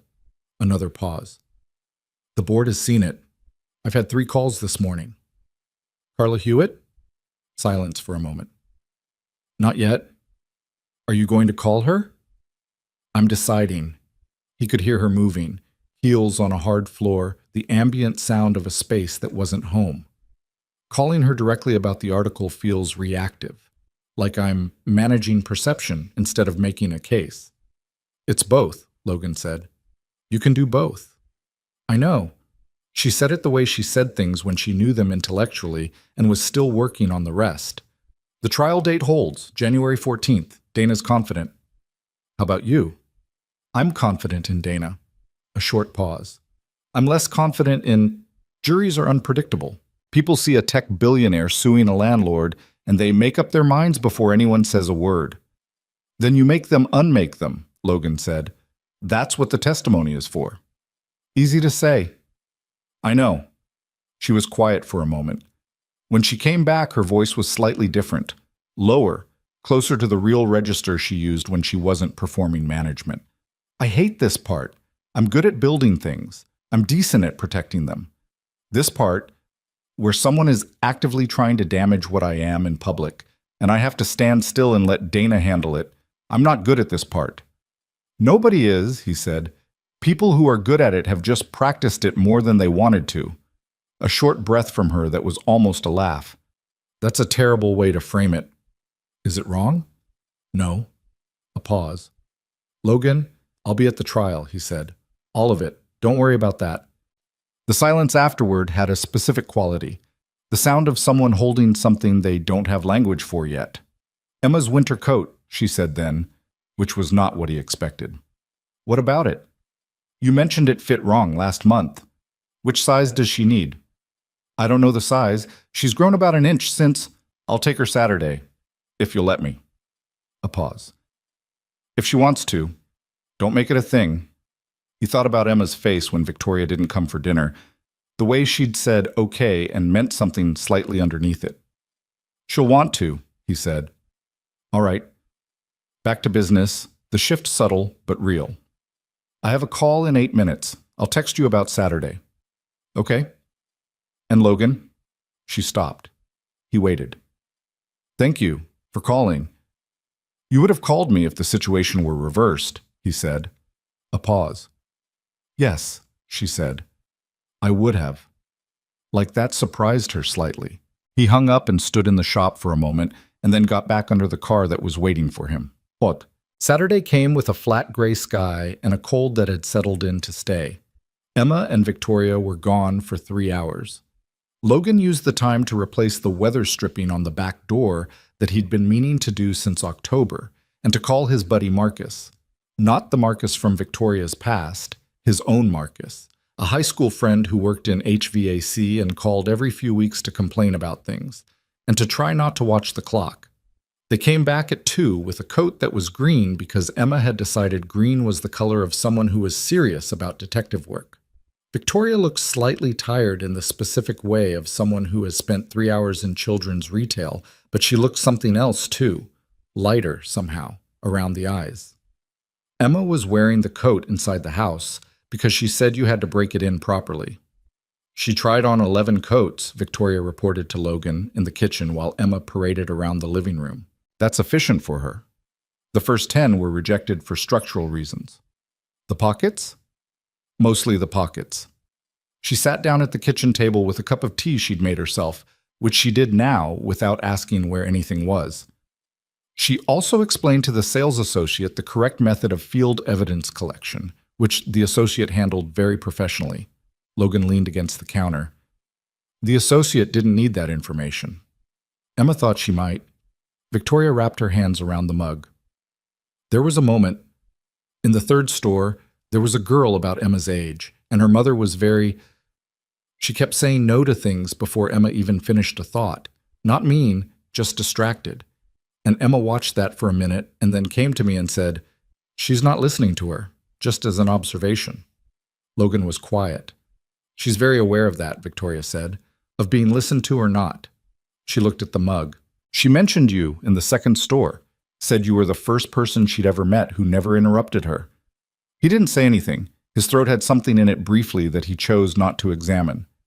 Anyway, Victoria looked up. Green coat, very functional pockets. Mission accomplished. Emma appeared in the kitchen doorway in the green coat. "I need to document this," she announced, "for the operational records. Do we have a camera?" "We have a phone," Logan said. "A phone is fine. It's about the documentation, not the equipment." They took 3 photographs of Emma in the green coat in the backyard, which Emma directed entirely, specifying the angle and the seriousness of expression required. In the second one, Victoria was in the frame, because Emma had grabbed her arm and pulled her into it without discussion. Logan looked at that photograph later, after everyone had gone to their respective places. Emma upstairs, Victoria back to the apartment and the board vote preparations. And what he saw in it was not what he'd expected to see. Victoria wasn't performing. She wasn't smiling the way people smile for photographs. She was looking at Emma with an expression that had no audience in mind whatsoever, an expression that was simply what it was, and what it was love. Not complicated, not conditional, not managed, just that. He put his phone down and went to make dinner. The board vote happened on a Wednesday. Logan didn't hear anything until 9:47 that evening when his phone lit up with a text that said, 6 to 5. My favor, acquisition blocked for this fiscal year. He stared at it for a moment, then, Carla Hewitt? A minute passed, then, she voted with me, said the long-term case was more compelling. A pause, then, I told her the actual version. He smiled at the phone like an idiot, alone in his kitchen, and typed, I know you did. Her response took a few minutes. When it came, it was just, thank you for that, I mean it. He put the phone down and finished washing the dishes, and went to bed and slept 8 hours straight for what felt like the first time in a month. January arrived the way Januaries do in Columbus, without ceremony, just the continuation of cold and a calendar that had changed numbers.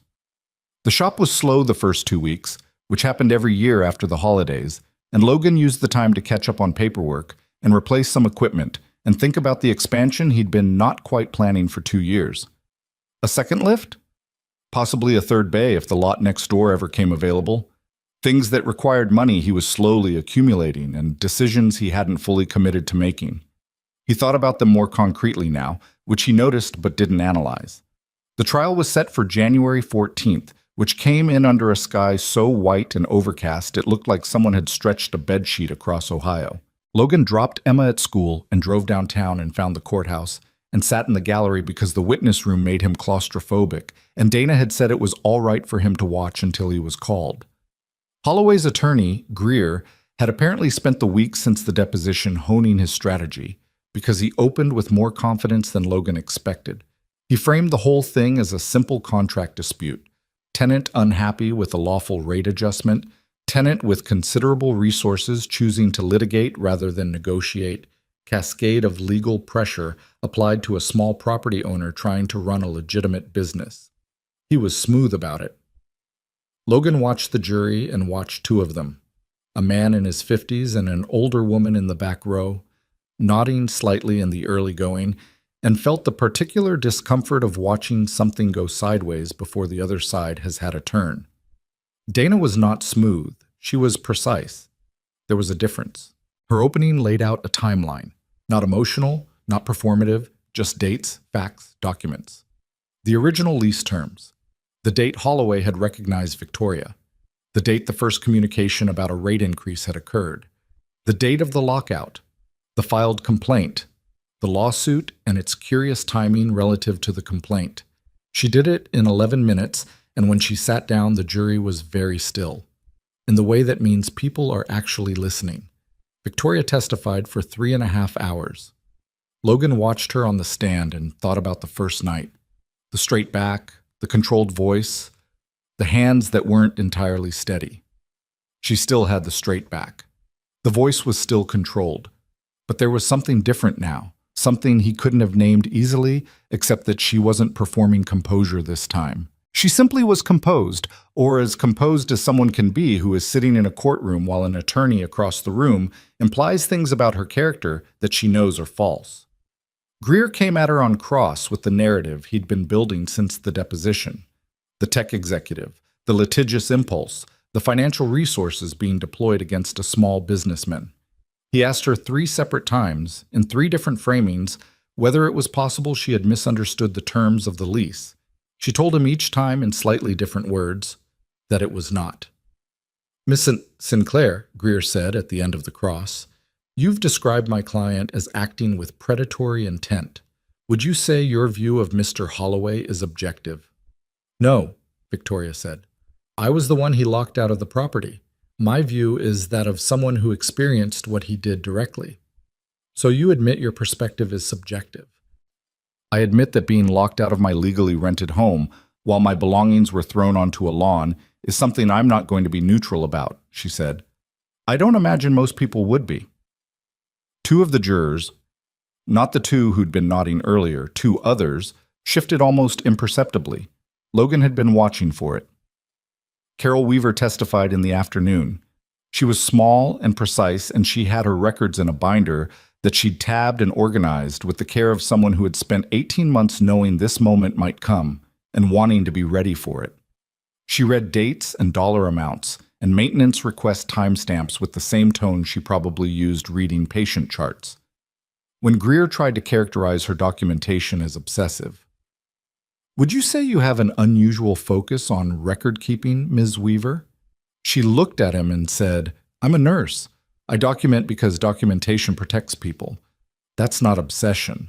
That's how things don't get missed." The second juror in the front row, a woman who'd been expressionless since the start, wrote something on her notepad. Logan was called the next morning.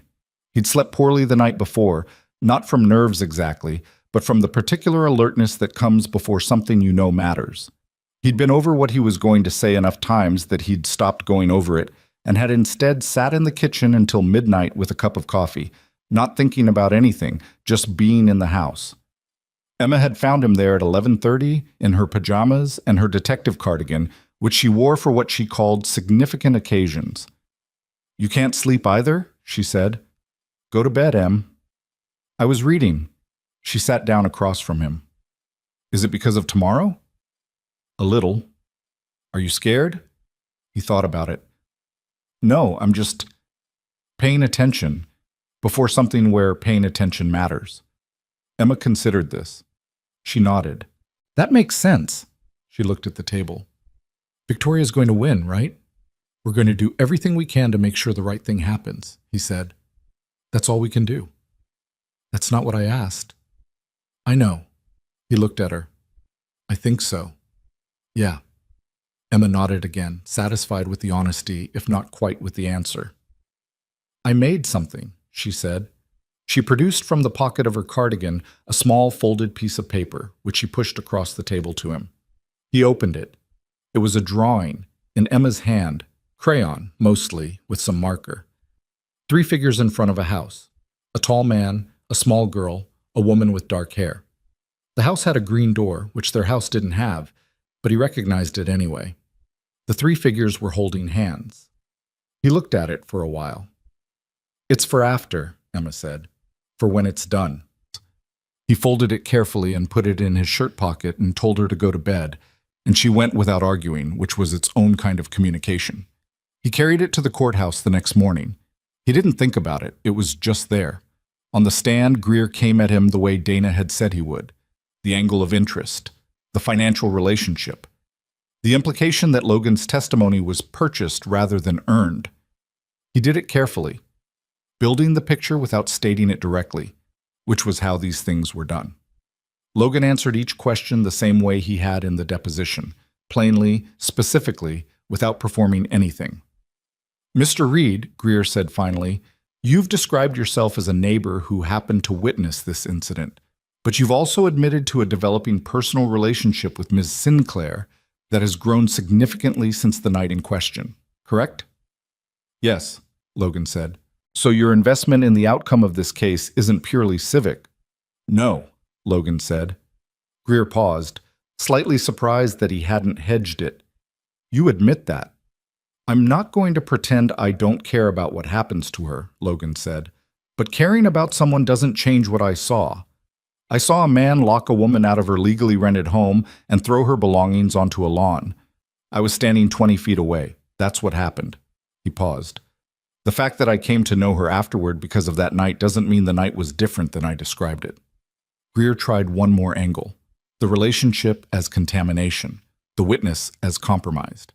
Logan waited it out with the patience he used with customers who needed 20 minutes to say something they could have said in 2. He answered what was asked and nothing more. When Dana took him on redirect, she asked him only one question. "Mr. Reed, why did you walk over to the property next door that night?" He thought about it for a moment. Not because he didn't know, but because he wanted to say it exactly right. Because a woman was standing alone in her front yard at night with everything she owned scattered around her and a man blocking the door she had every legal right to walk through, he said. And walking away from that seemed like something I couldn't do and still be the kind of person I'm trying to be. Dana said, "Thank you, Mr. Reed," and sat down. Logan returned to the gallery. He sat next to a woman he didn't know and looked at the jury, and the man in his 50s who had been nodding along with Greer in the opening was not nodding now. He was looking at his hands. The security footage came in on the second day of testimony, and it was the thing that ended it. Not immediately, but that was the moment, though nobody said so while it was happening. The footage was from a camera on the property 2 doors down. A security camera pointed at the street that happened to catch the front of the Birchwood Lane rental in its peripheral range. Holloway's attorney had apparently not known it existed. Dana had found it through the Housing Board complaint investigator, who had canvassed the block as part of the inquiry. It wasn't high resolution, but it was clear enough. It showed Richard Holloway arriving at the property with a locksmith at 7:42 p.m., approximately 40 minutes before Victoria had arrived home that evening. It showed the locksmith changing the lock. It showed Holloway going inside. It showed Victoria arriving at 8:23, trying her key, trying it again. It showed Holloway opening the door from inside. It showed the conversation on the steps, Victoria gesturing at the door, Holloway shaking his head. It showed the moment he went back inside and things began to come out. The garment bag thrown toward the railing, not dropped. Thrown. A suitcase pulled out and left on the steps before being pushed to the lawn. 2 tote bags carried out with more care, which somehow made it worse. It ran for 11 minutes. The courtroom was very quiet. Greer requested a recess after the footage played. He got 15 minutes. When court resumed, he asked the judge for an additional day to prepare a response. The judge gave him the afternoon. The following morning, before testimony resumed, Dana came to Logan in the hallway outside the courtroom with a specific quality of stillness around her that he'd learned to read as significant. "He's offered a settlement," she said. "Victoria's not taking it," Logan said. "I know. I told him that." Dana allowed herself something that was almost a smile. "He's going to want to know if there's any number." "There isn't," Victoria said from behind Logan. He turned. She was in the same charcoal blazer she'd worn the first day. Same posture, same composed face. But she'd been there when the footage played, and he'd watched her from across the room, and he'd seen what it cost her to sit still through it. The precise, controlled stillness of someone who has decided that their reaction belongs to them and not to the room. "He wants a number," Victoria said. "He wants me to put a price on this so he can buy his way out and call it business. There is no number." Dana nodded once, like she'd already known. "Then we continue." "We continue," Victoria said. She looked at Logan briefly as Dana moved away to speak to the clerk. Just a look. A few seconds. Not long. But it said something that neither of them had language for yet, or maybe didn't need language for. He nodded. She nodded back. That was enough. The afternoon session lasted 2 hours. Dana called one final witness, a housing board inspector who had conducted a review of Holloway's properties following the complaint and had found, across 6 of his 11 properties, a pattern of lease amendments introduced after occupancy, security deposit irregularities, and in 2 cases, evidence of selective maintenance neglect targeting tenants who had raised concerns. Pattern. That was the word the inspector used, and she used it 3 times. Greer's cross was brief and unsuccessful. The inspector had 20 years of documented casework and was not going to be moved by implication. Closing arguments came on the 4th day. Dana's was clean and direct, 20 minutes, built on the footage and the timeline and Carol Weaver's binder and the inspector's testimony and the word pattern, which she used again to tie all of it together. She ended with Logan's testimony, not quoted, just paraphrased. A neighbor who saw something wrong and chose not to walk away. That's all this case has ever been. Greer's closing was longer and more elaborate, and lost the thread twice in ways that Logan could see affecting the jury. The particular kind of restlessness that sets in when people have already made up their minds and are waiting for the other person to catch up. The jury deliberated for 6 hours across 2 days, which Dana said was on the shorter end for a civil case of this complexity. Logan spent those hours at the shop, working, because the alternative was sitting still, and he couldn't do that. He was deep under a Subaru when his phone rang on the second afternoon and Dana's name was on the screen. He answered it with oil on his hands and his heart somewhere in his throat. "The verdict is in," Dana said. "Unanimous. In our favor on all counts." He stood up too fast and hit his shoulder on the underside of the car. He barely felt it. Damages? He asked. Full amount sought, plus an additional award on the Housing Board violation findings that the judge incorporated from the complaint proceeding. A pause. He's also facing a referral to the State Attorney General's office for pattern violations. That's a separate process, but the inspector's testimony essentially handed them the case. Logan stood in the shop with motor oil on his hands and the winter light coming through the bay door, and Tommy was looking at him from the other bay with a raised eyebrow. "Victoria," Logan said. "She's here. She's all right." Dana's voice softened about 1 degree from its professional register. "She wants to see you." He told Tommy to close up. He washed his hands for about 30 seconds, which was not long enough, and drove downtown. He found her in the hallway outside the courtroom, coat already on, standing near a window that looked out over the January street. The courthouse had mostly cleared. Dana was a few yards away talking to someone from her office. Carol Weaver was there too, near the elevator, and she and Victoria had clearly just said something to each other. There was a quality to the way they were both standing, separate now but recently connected. Victoria saw him and didn't move toward him, just stood at the window and waited for him to come to her. He crossed the hallway and stopped in front of her. She looked like someone who has just put down something very heavy after carrying it for 6 months. Not relieved exactly, because relief is what happens when you weren't sure, and she had been sure this was right the whole time. It was more like finished, the particular stillness of a thing being done. "Hey," he said. "Hey," she said. They stood there for a moment. "How's your shoulder?" she said. "What? You're holding it funny. Did you hurt yourself?" "I hit it on a car when Dana called." He rolled it. "It's fine." She looked at him with an expression that he had learned over these months to read as the real one. Not the public version, not the professional version, just her, looking at him. "I need to take Carol to dinner," she said. "She needs to... We have things to talk about. The Attorney General process. What comes next for her?" A pause. "But after? Tonight, or... Can I come to dinner?" "It's Tuesday," he said. She almost smiled. "It is Tuesday." "Then, yeah," he said. "Come to dinner." She nodded. She looked down at her hands for a moment, and then at the window, and then back at him. "Logan, that thing you said, on the stand, about walking away." He waited. "I've thought about that question a lot," she said. "Why you came over that night. I've given it about 15 different explanations, and I've decided all of them are insufficient." She looked at him.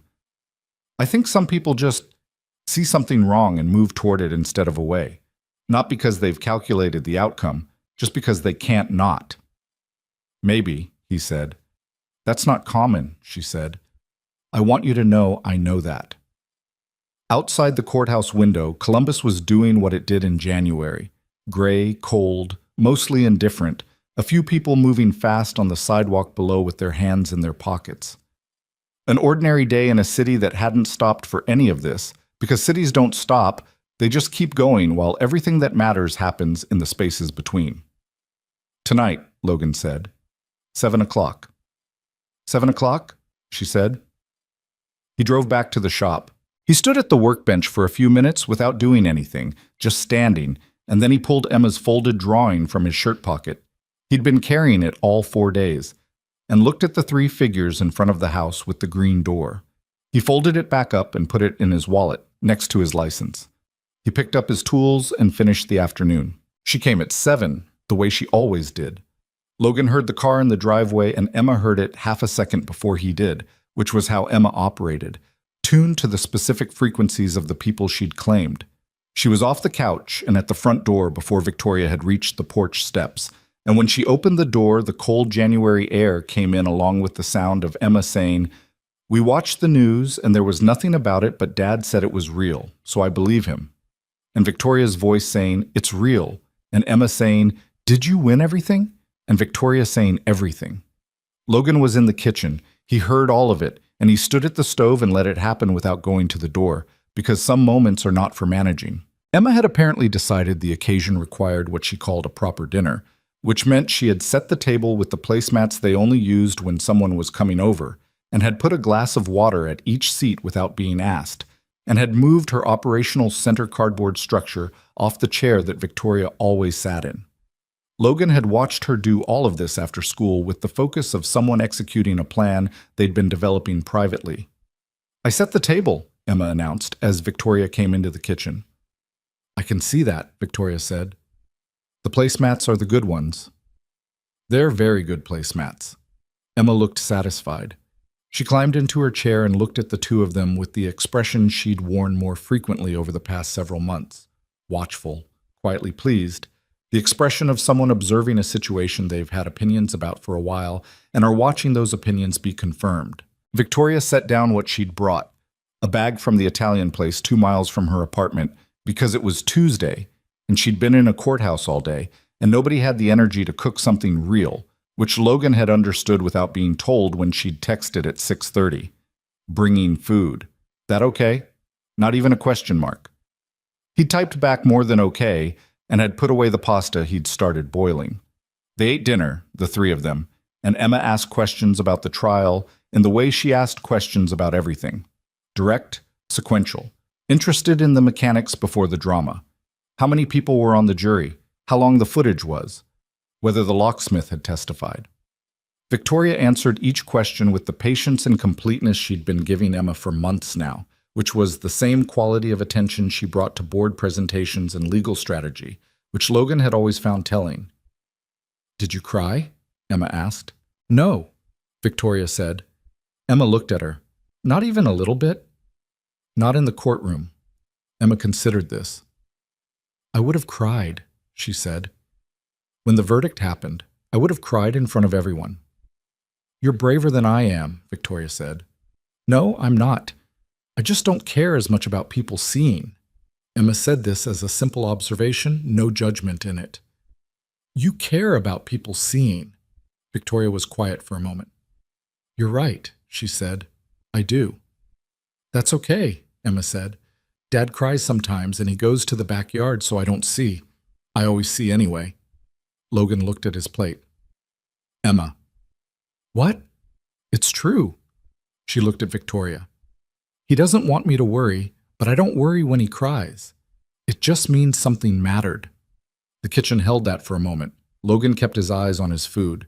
He could feel Victoria looking at him briefly and choosing not to say anything, which was its own kind of conversation.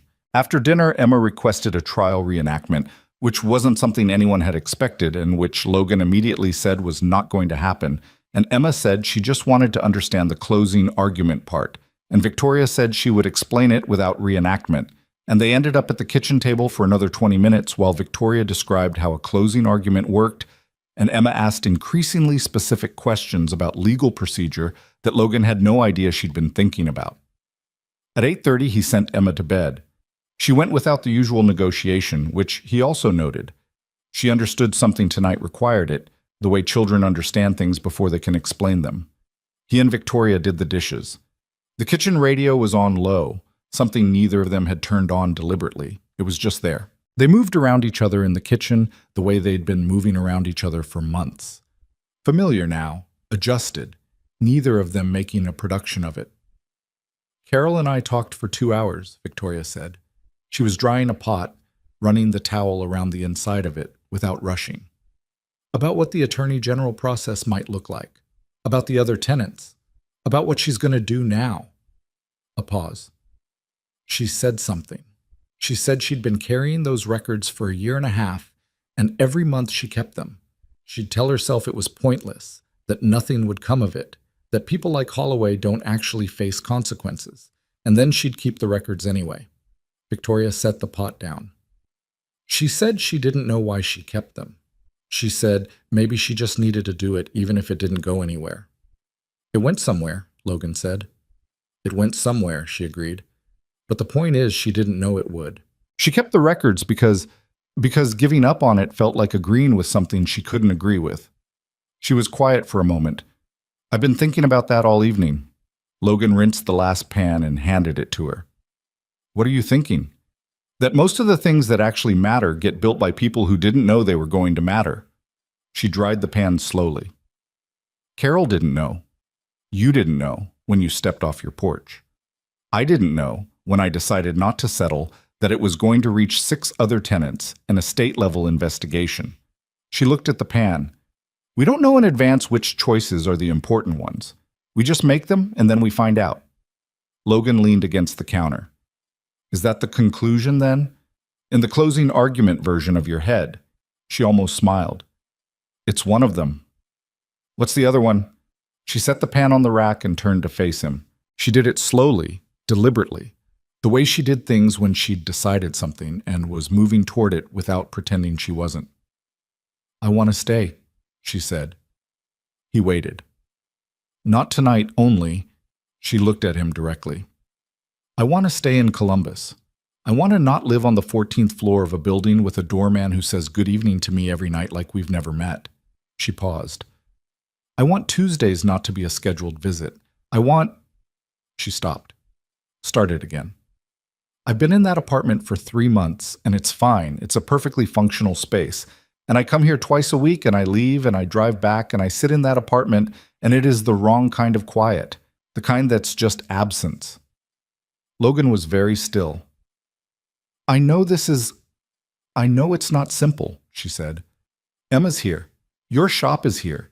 Your whole life is here, and I'm asking you to... You're not asking me anything yet, he said. She stopped. You said you want to stay, he said. That's not a question. That's a statement. You can make statements. He looked at her. I've been waiting for the statement. She was quiet for a moment. Something in her face did what it had done in November in the same kitchen, the small, honest crack. I'm still scared, she said. I know. I don't mean of you. I mean, I've built my entire adult life on being certain of things before I move on them. I don't move until I'm sure the ground will hold. She looked at her hands. And I cannot be sure of this. I can be as sure as I've been of anything in years. More sure than I thought I'd be able to be again after Marcus, but I cannot give you certainty. I'm not asking for certainty, Logan said. I'm asking for you. She looked up. Imperfect, unfinished, still figuring it out version, he said. That's the one I know. That's the one that sat at this table and argued with a 7-year-old about math methods and learned how to work the shower. I'm not interested in a version of you that's already figured everything out. He paused. I'm also not going to pretend this is simple. It's not. You have a company in New York and a life that's a lot larger than this house. I have a shop and a kid who goes to Lakeview Elementary and a water heater I keep meaning to call about. Those things don't automatically fit together. No, she said. But I'd like to try fitting them together, he said. If you would. She was quiet for what felt like a long time, but was probably 20 seconds. She looked at the kitchen, the worn counter, the radio, the mismatched chairs, the operational center cardboard structure visible through the doorway, the fraying dish towel on the oven handle. She looked at all of it the way she looked at things she was making a decision about, completely, without hurrying. The logistics division, she said. He blinked. What? The Columbus logistics firm I told you about. Back in October. The one I said I'd been watching. She looked at him. I made the investment in November. I'm on the board. I need to be here quarterly at minimum, probably more. She paused. I've been building a reason to be here. I didn't tell you because I didn't want it to be about you until I was sure it could also be about the work. I needed to know I was making a sound business decision, not just staying for the wrong reasons, he said. Staying for reasons that wouldn't hold, she said. And it is sound. The firm is good. The work is real. She looked at him. And the reason is also you. Both things are true. He looked at her for a moment. You've been planning this since October. I've been allowing it since October, she said. There's a difference. What's the difference? Planning implies I was sure. Allowing implies I was watching to see if the ground would hold. She held his gaze. It holds, Logan. He crossed the kitchen in 2 steps, and when he reached her, she didn't perform surprise, didn't make it dramatic. She just met him where he was, and the space between them closed, and the kitchen was very quiet, except for the low radio and the radiators doing what radiators do, and the particular silence of a house that has finally settled into what it was always going to be. It wasn't a perfect moment. His elbow caught the dish towel on the oven handle and knocked it to the floor, and neither of them picked it up, and somewhere upstairs Emma's floor creaked in the particular way that meant she was not actually asleep, and had probably been listening to the general shape of the conversation through the old house's thin walls. And the radio was playing something that wasn't romantic in any intentional sense, some old song about a road and driving specifically. None of that made it less than what it was. When they stepped back from each other, Victoria looked at him with the expression he'd first seen in the courthouse hallway. Not the composed public version, not the professional version, just her face being her face. "The spare room," she said. "What about it?" "I want to turn it into a proper office. If I'm going to be here working, I need... The dresser isn't functional." She paused. "I'll pay for..." "Don't finish that sentence." She stopped. "It's your room," he said. "You figure out what you need in it." She looked at him for a moment. Then she looked at the dish towel on the floor, reached down and picked it up, folded it, put it back on the oven handle. The gesture was small and completely practical, and he thought, watching her do it, that love was mostly built out of small practical gestures. The coffee already made, the heaviest bag carried, the dish towel folded. The grand moments people remembered, but the small ones were what actually held things together over time. Mortar, not stone. You couldn't build a wall without both. "I should go," she said. "It's late." "You could stay," he said. She looked at him, and the look said several things at once, and then she said, "I'm going to do this right." She picked up her coat, which means not rushing the parts that should take their time. "Okay," he said. "I'm not saying..." She stopped. "I'm just saying there's a version of this that I don't want to mess up by moving too fast." "I know." He walked her to the door.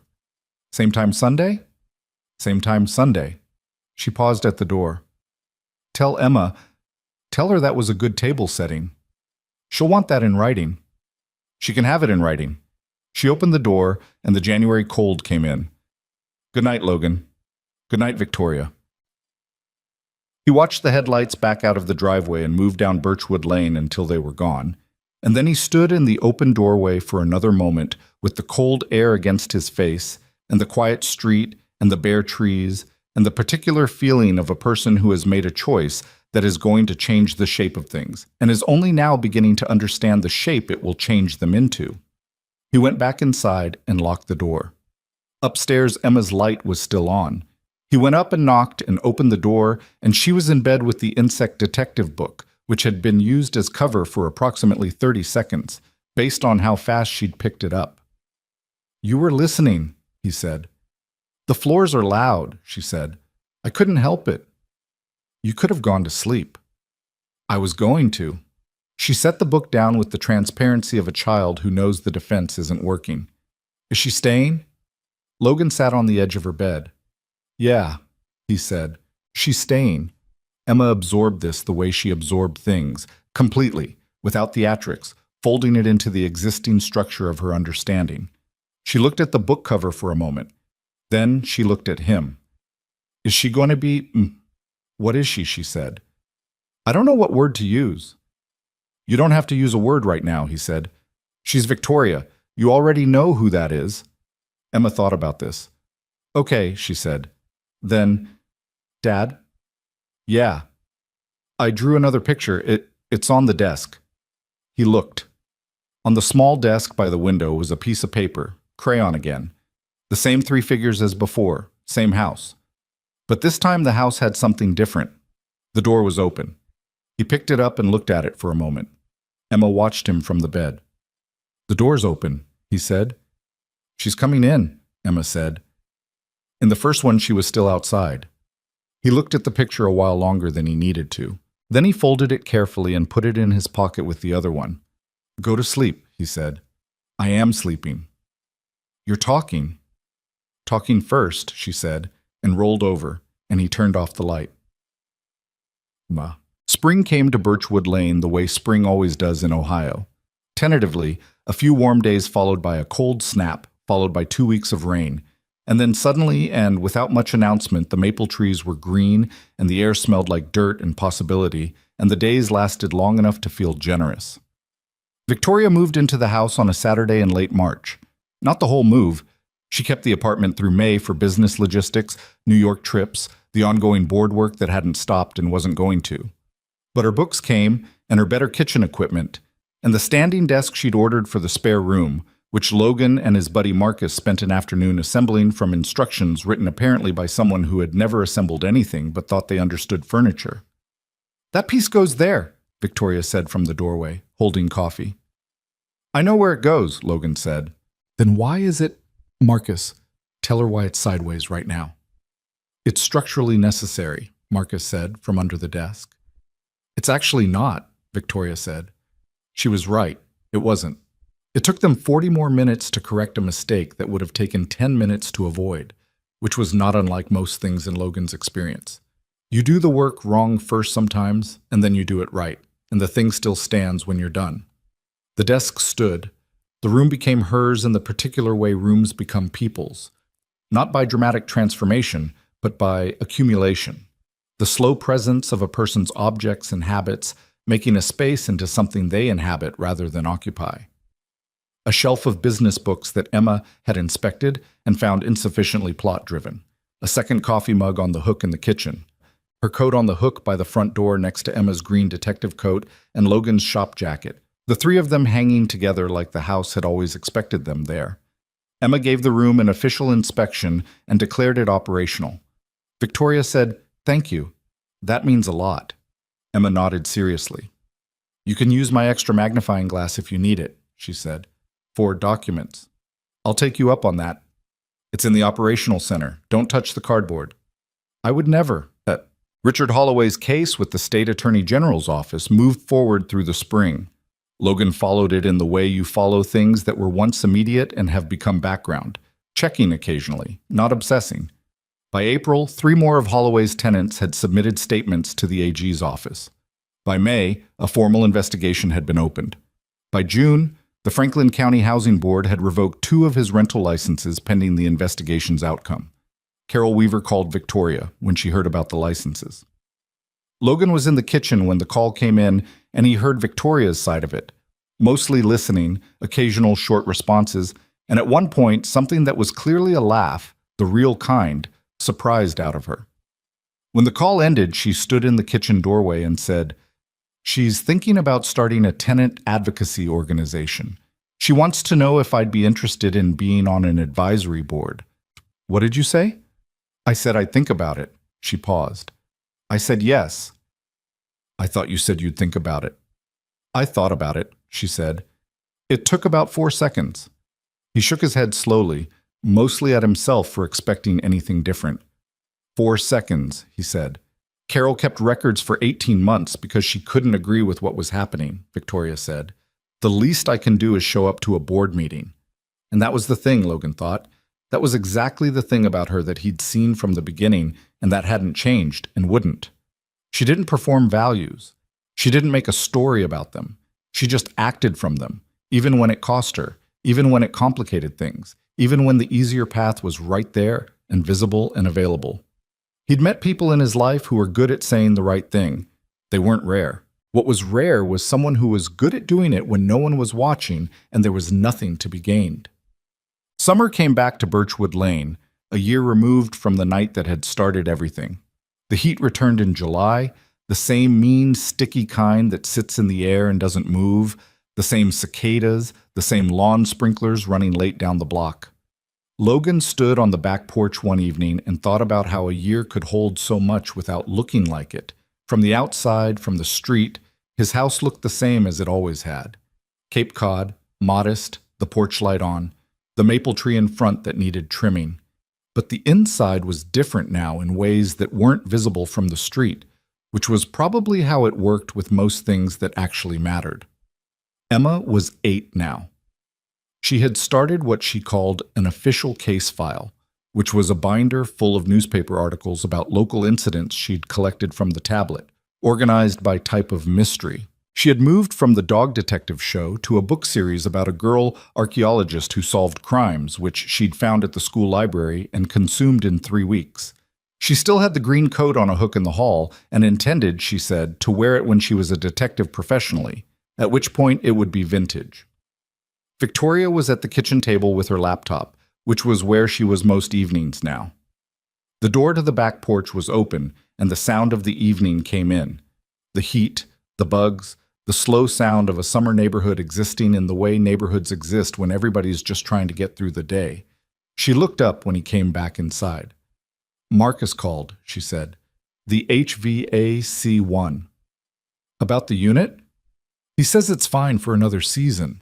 You'll need to replace it next summer, his estimate." "How do you know his estimate?" "I answered when he called. We talked." She looked back at the laptop. "He's interesting. Very strong opinions about refrigerant types." Logan got a glass of water and leaned against the counter and looked at her. At the specific domestic reality of this woman at his kitchen table discussing refrigerant with his HVAC buddy, her shoes off, her laptop annotated, a pen behind one ear she'd put there 20 minutes ago and forgotten about. He thought about what her life had looked like a year ago from the outside. The company, the board, the New York apartment, the public face of a tech billionaire who was good at everything she put her hand to. And he thought about what it had looked like from the inside, based on what she'd told him in pieces over the months. The isolation managed to the point of invisibility, the trust carefully portioned out because the cost of misplacing it had once been very high. The particular loneliness of someone who had built something large and successful and had nobody to just sit with in a kitchen on a summer evening. He was not naive about what they were still figuring out. The company was still in New York, and she still flew there twice a month. And there were weeks when the board demands, or the logistics firm work, or the attorney general process took priority over everything, and he was on his own with Emma and the shop and the water heater that had finally been fixed by an actual plumber in April. There were evenings when she came home wound tight from a day of things she couldn't fully talk about, and the only way through it was time and quiet, and he'd learned to give those things without making them a problem. There were mornings when Emma's particular intensity was too much before coffee, and Victoria would disappear to the spare room for an hour with the door closed, and Logan would explain to Emma that everyone needed quiet sometimes, and Emma would say, "I know," in the slightly aggrieved tone of someone who knew, but was noting for the record that quiet was less efficient than conversation. They were not perfect at it. Nobody was perfect at this. The people who looked perfect at it from the outside were just further from the outside view. But they were honest. That was the thing. They were honest with each other in a way that required daily small courage, not grand confessions, just the willingness to say, "I'm not okay today," or "I need you to tell me the truth about this," or "I was wrong about that, and I know it." The willingness to stay in the room when staying in the room was hard, and walking out would have been easier. Logan had learned over these months that love was less of a feeling than a practice, a series of choices, made again every day, to show up for something instead of protecting yourself from it. He'd made that choice before, with Emma's mother, and it had not worked out. He knew what it felt like when it went wrong. That was the thing people who hadn't been through it didn't understand. Choosing to love someone when you knew what it cost to lose was not simple or painless. It was specific and deliberate, and sometimes it sat on your chest in the early morning like a stone. But the alternative was a house that was only yours in the quiet way things are yours when you're the only one in them. And he'd been in that house, and he knew the particular quality of that quiet, and he was not going back to it. He walked to the table and kissed the top of her head, and she reached up without looking away from the laptop and touched his hand briefly, the same way she'd put her hand over his in the kitchen back in November. Warm and deliberate, and not performed for anyone. "Dinner in 20, he said. "I'll finish this section," she said. "You'll finish 3 more sections." "I'll finish this section," she said again, which they both understood to mean she would finish 2 more sections and then stop, which was not 20 minutes, but was better than when she'd first moved in, and stopping at all had required external intervention. Progress was not perfection. Progress was just the difference between where you were and where you'd been. On a Sunday evening in late July, they were in front of the house.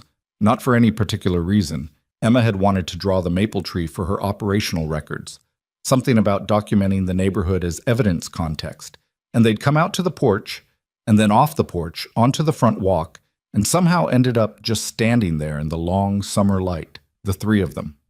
The house next door was occupied again. A couple in their 30s had moved in 2 months ago, a woman who worked in healthcare and her husband who did something in education, and they were quiet neighbors who waved when they saw you and kept their yard tidy. The locksmith's work on the door had been undone as part of the housing proceeding, a technical footnote in the case record that Logan had read once and noted and not thought about again. Emma was sitting on the front walk with her sketchbook, tongue slightly out with concentration, drawing the tree with a seriousness that suggested this was a professional obligation rather than a childhood activity. She narrated occasionally without looking up. The bark has different textures. You have to show that. And neither of them responded because she wasn't really asking. Victoria was standing beside Logan with her hands in the pockets of the light jacket she'd thrown on when the evening got cooler, looking at the house. Not the house next door. Their house. Looking at it the way you look at something when you're checking whether it's real, whether the solid weight of it matches what you believed. I thought about this street for months before I rented that place, she said. Quiet, not for anyone in particular. My attorney found 3 potential short-term rentals in this zip code, and I picked that one because it was the quietest street. I didn't want to be recognized. I just wanted to be somewhere that wasn't anywhere I usually was. And you got locked out of it, Logan said, and I got locked out of it. A pause. And you came outside. He looked at the house, the porch light that would come on automatically in another hour, the front door that needed painting before winter, the maple tree Emma was drawing with total absorption. He thought about a year ago, standing on this same patch of ground, watching a woman on a lawn and feeling the particular resistance of a conscience that had already made up its mind before he'd consciously decided anything. He thought about what it meant that a door getting locked had led him here. Not that it was designed that way, not that there was a plan behind it, just that one thing had happened and then another thing had happened, and each time there had been a choice. To step off the porch or stay on it, to offer the room or not, to say what was true in a kitchen or stay quiet, to stay in Columbus or drive back to an apartment that felt like absence. Small choices, each one unremarkable on its own. Together they'd built something that could stand. There was a lesson in that, though Logan was not the kind of person who put lessons into tidy sentences. He would have said it the way he said most things, plainly, practically. The important decisions don't usually announce themselves as important. You make them in the middle of an ordinary evening when you're tired and not particularly thinking about the shape of your life. You help because something in you can't not help. You say the true thing because the alternative is pretending, and pretending costs more than it saves. You open a door for a stranger because the stranger is standing in the dark, and you have a door and keeping it closed would make you someone you don't want to be.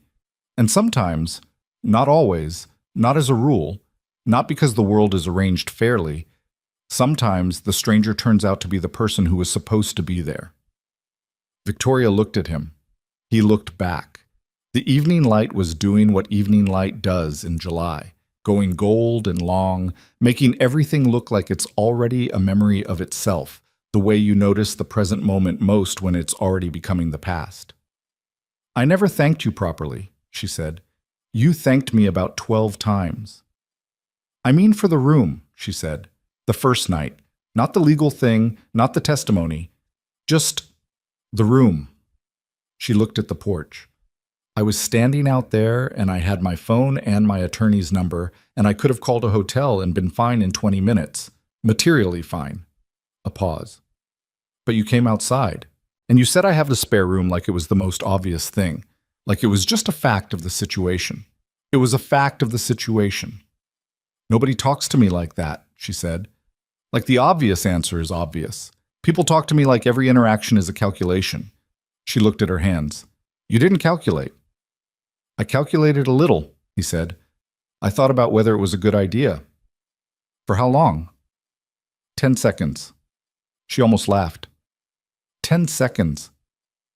It was a fast calculation, he said. The math wasn't that complicated. She shook her head, looking at him with the expression he'd come to know as the most honest one. Not the composed professional version, not the managed public version, just the real one, slightly exasperated and deeply fond, and not trying to be anything else. Emma, she said. Emma looked up from the sketchbook. What? Your father is going to claim that he's not unusual, Victoria said. I'm telling you now, for the record, that he is. Emma looked at Logan, then at Victoria, then back at her sketchbook. I know, she said. I've been saying that. She turned a page. You took a long time to figure it out." "I did," Victoria said. "You're smart," Emma said, still drawing. "You just needed more data." "That's exactly what happened," Victoria said. Logan looked at his daughter, at the top of her head bent over the sketchbook with the tree taking shape in it, and felt the ordinary miracle of her, of this specific child, with her specific mind and her cardigan and her green coat and her binder full of case files, who had walked up to a stranger in a hallway and said, "Are you the neighbor with the good hair?" and had proceeded from there with the uncomplicated openness of someone who hadn't yet learned to be afraid of being wrong about people. He hoped she never learned that. He knew she probably would, some version of it. That was what growing up was, partially, the accumulation of the specific costs of trusting. But he hoped she kept the essential thing, the willingness to go toward instead of away, the instinct that said this person is interesting and moved toward them before the calculation could intervene. She'd gotten that from somewhere. He liked to think he recognized where. The evening light went gold and then amber, and then the porch light clicked on automatically, the way it was set to. And Birchwood Lane existed around them in the ordinary summer way. A neighbor walking a dog down the sidewalk, a car going slow, the sprinkler 2 houses down starting up on its timer, the sound of water against grass carrying through the warm air. Emma finished her drawing and held it up. The maple tree was recognizable, the textures attempted, the shape close enough. It was not a perfect drawing, and she knew it and was satisfied with it anyway, which was, Logan thought, one of the more useful stances available to a person. "Good?" Emma said. "Good," Victoria said. "Operational," Emma confirmed, and closed the sketchbook. They went back inside. Logan made sure the porch light was on the way it should be, the door locked the way it always was. Victoria was already in the kitchen. He could hear Emma on the stairs, heading up, narrating something to herself about the tree's root system and how it connected to the investigation of neighborhood structural patterns, which was a sentence that wouldn't have made sense a year ago and made complete sense now. He stood in the doorway between the living room and the kitchen and looked at the woman at the table, who had been a stranger on a lawn once, a year and a season ago, and was now the first thing he thought about in the morning and the last thing he heard at night, and the reason the house felt like itself when she was in it. He thought about what Emma had said. You just needed more data. He thought, that was true of most things that mattered.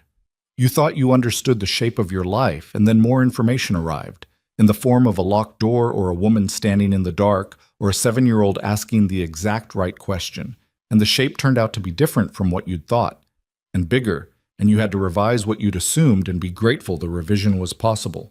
He had opened a door once for a stranger because walking past it seemed wrong. That was all. That was the whole beginning of it. The rest was choice, repeated every day since. The choice to stay in the room, to say the true thing, to carry the heavy bag, to make the coffee, to show up for something you couldn't be certain of because you'd decided the uncertainty was worth it. He didn't know what the next year would look like in its details. The company, the board, the logistics firm, the attorney general process, Emma getting older, the shop maybe expanding, the water heater that would need replacing next summer. All of it was specific and unsettled and ongoing because that was what life actually was, not a resolution, just the continuous work of building something worth showing up for.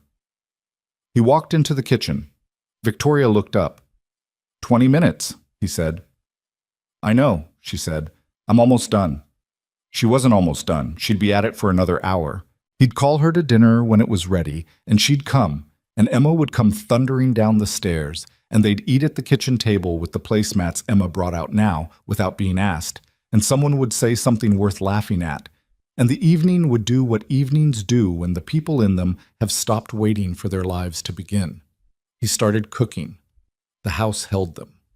Outside on Birchwood Lane, the summer night came in slow and dark and warm, and the maple trees moved in a small wind that had come from somewhere, the way winds do, without announcement, without explanation, just the air deciding to go somewhere it hadn't been.